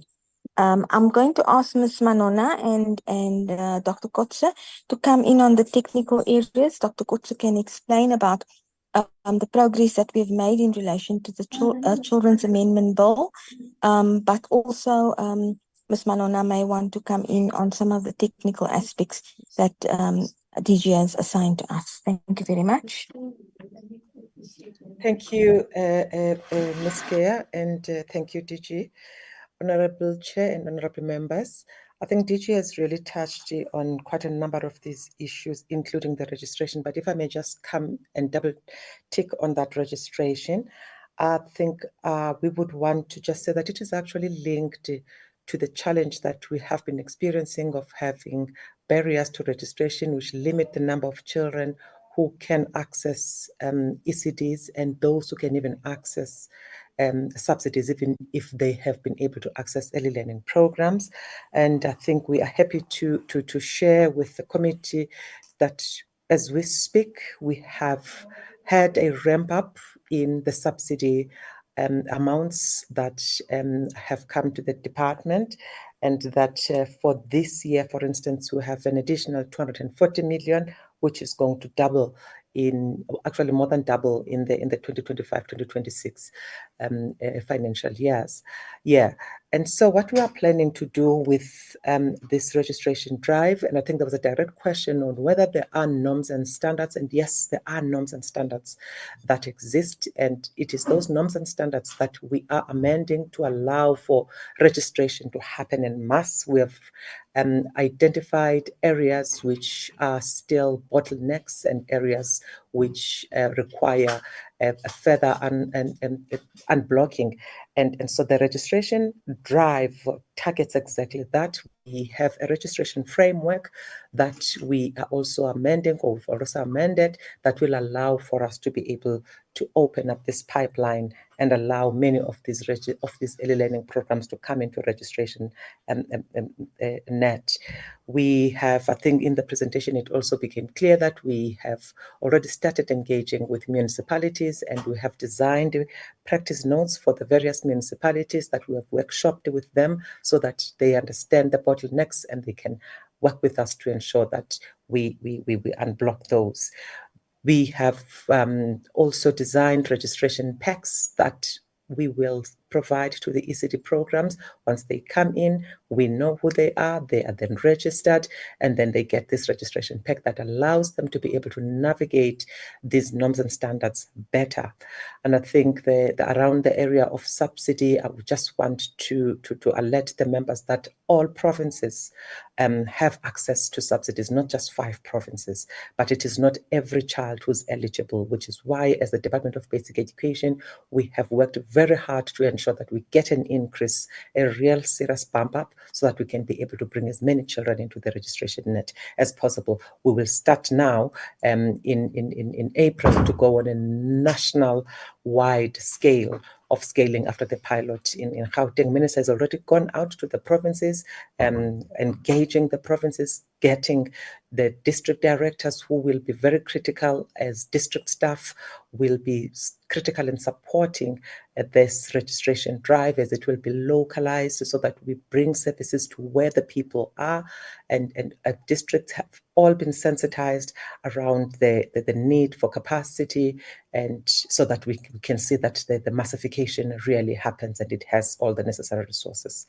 I think I'm going to hand over to Dr. Kotze now to tackle perhaps the issue around the Children's Amendment Bill 2023. Thank you. Thank you, Ms. Manona, Ms. Gayer, and DG. Just on the Children's Amendment Bill, honourable members, because you're correct, that the Children's Amendment Bill that was introduced by DSD in 2019 looked at sections pertaining to foster care as well as ECD. Given the function shift, at that point, the decision was taken not to take the ECD sections forward, because the function shift would mean that will be the responsibility of the Minister of Basic Education, and therefore the Portfolio Committee for Basic Education will need to lead on those sections.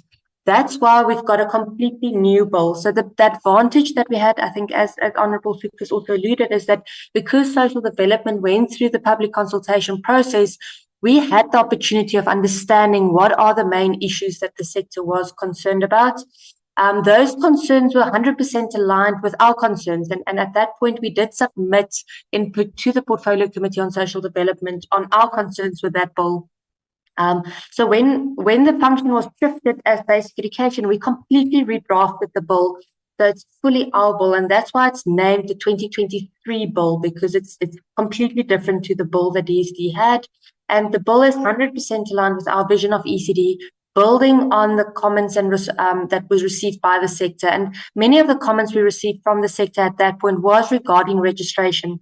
And that is why this registration drive is already helping us. And that is why this bill will also help us have like permanent solutions to some of those complexities.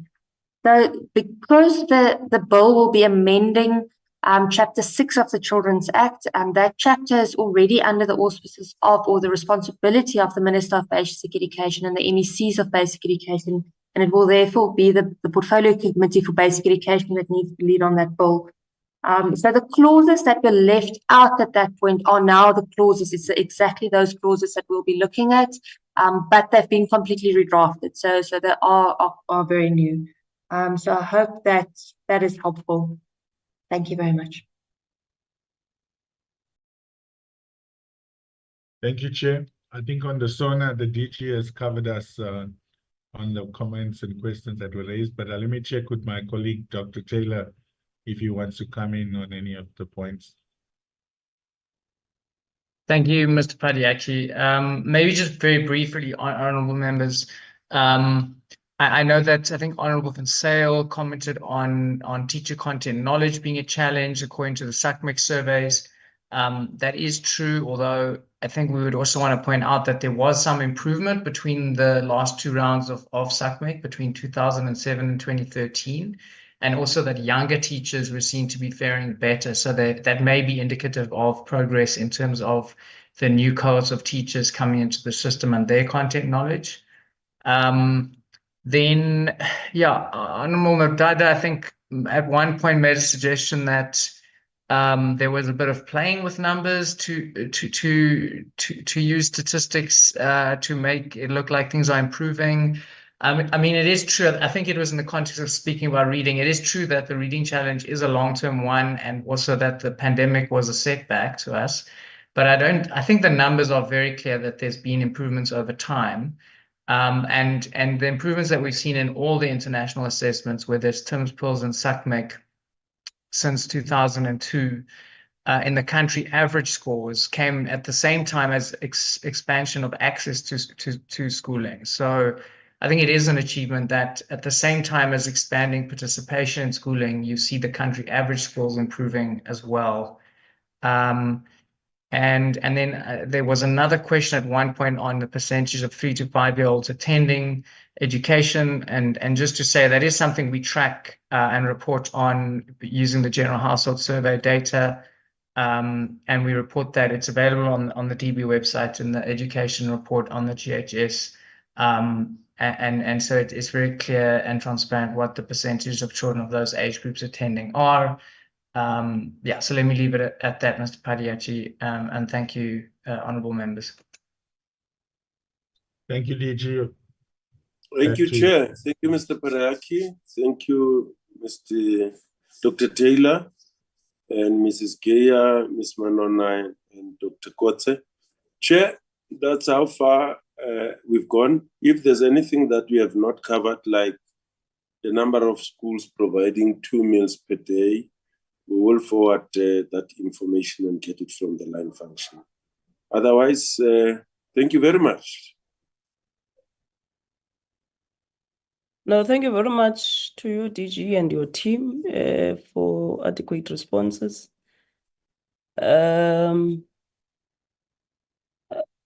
Except for what you will send, I think you have sufficiently responded to the question, and with that, maybe we must release you. It's 1 o'clock, so that we just conclude our in-house matters. For the next 2 weeks, we are having the Human Rights Commission and the legacy report. So I think we will see you towards the end of March when we start the budget process. Thank you so much. Thank you, Chair. Thank you, Chair, and thank you to honorable members. Thank you. Can we flag the minutes, Llewellyn?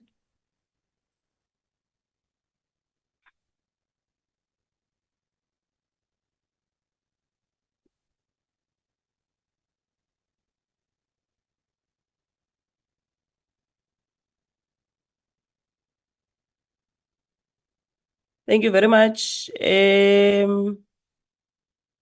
These are the minutes for the meeting that we had on the 20th of February at 9:30. It was Zoom. We had a presentation. A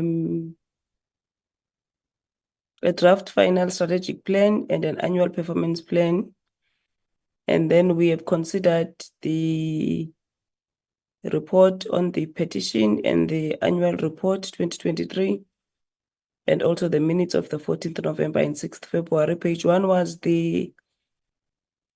the attendance.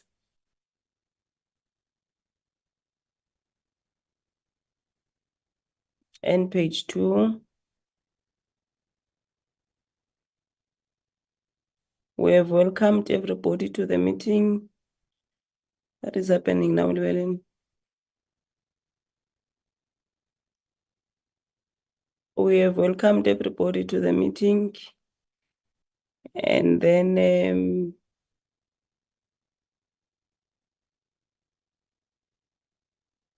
we allow the secretary to do meeting attendance register as well as the table. Any apologies? And then the meeting was moved by Honorable Murwatsetla and seconded by Honorable Litsie. And then we started by considering and adopting the minutes.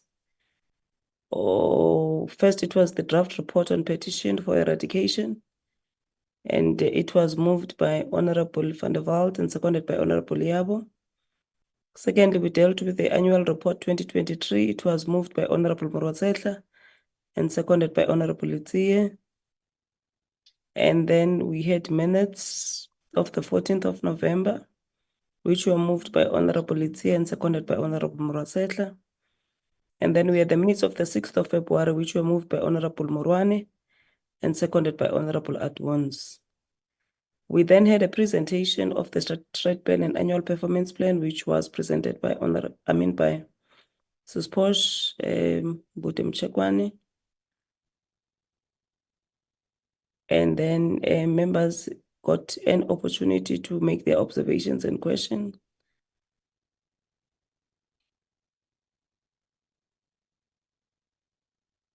And then there were responses.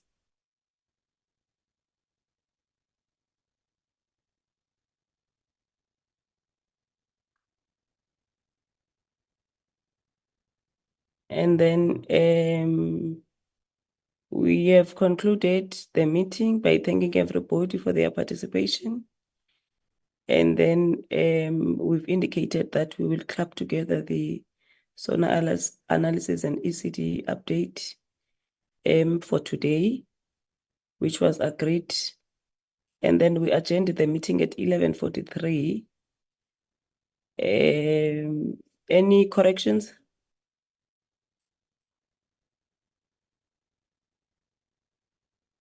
In the absence of corrections, can we adopt the minutes?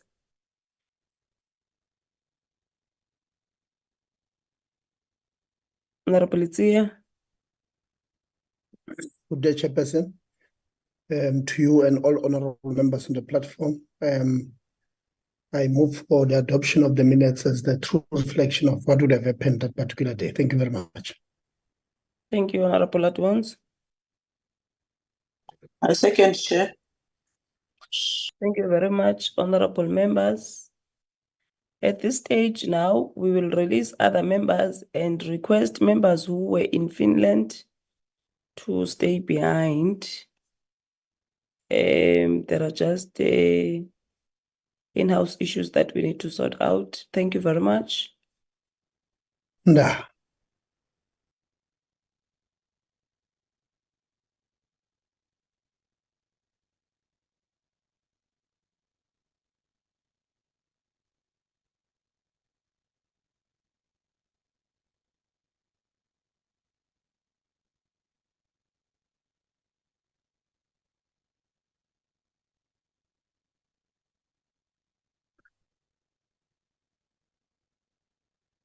All right. Sistoli, you should be in the meeting. Yes, Chair, I'm in the meeting. Can you then take us through the issue of the bill that was incurred by members in Finland? Okay, Chair. Good afternoon, honorable members. The travel agent, Travel with Flair, mentioned that there was a bill which was not paid by the members. The first one, it's a dinner, which amounted to 7.2. And then the second one was the room service by Honorable Notasha, which is 4.1.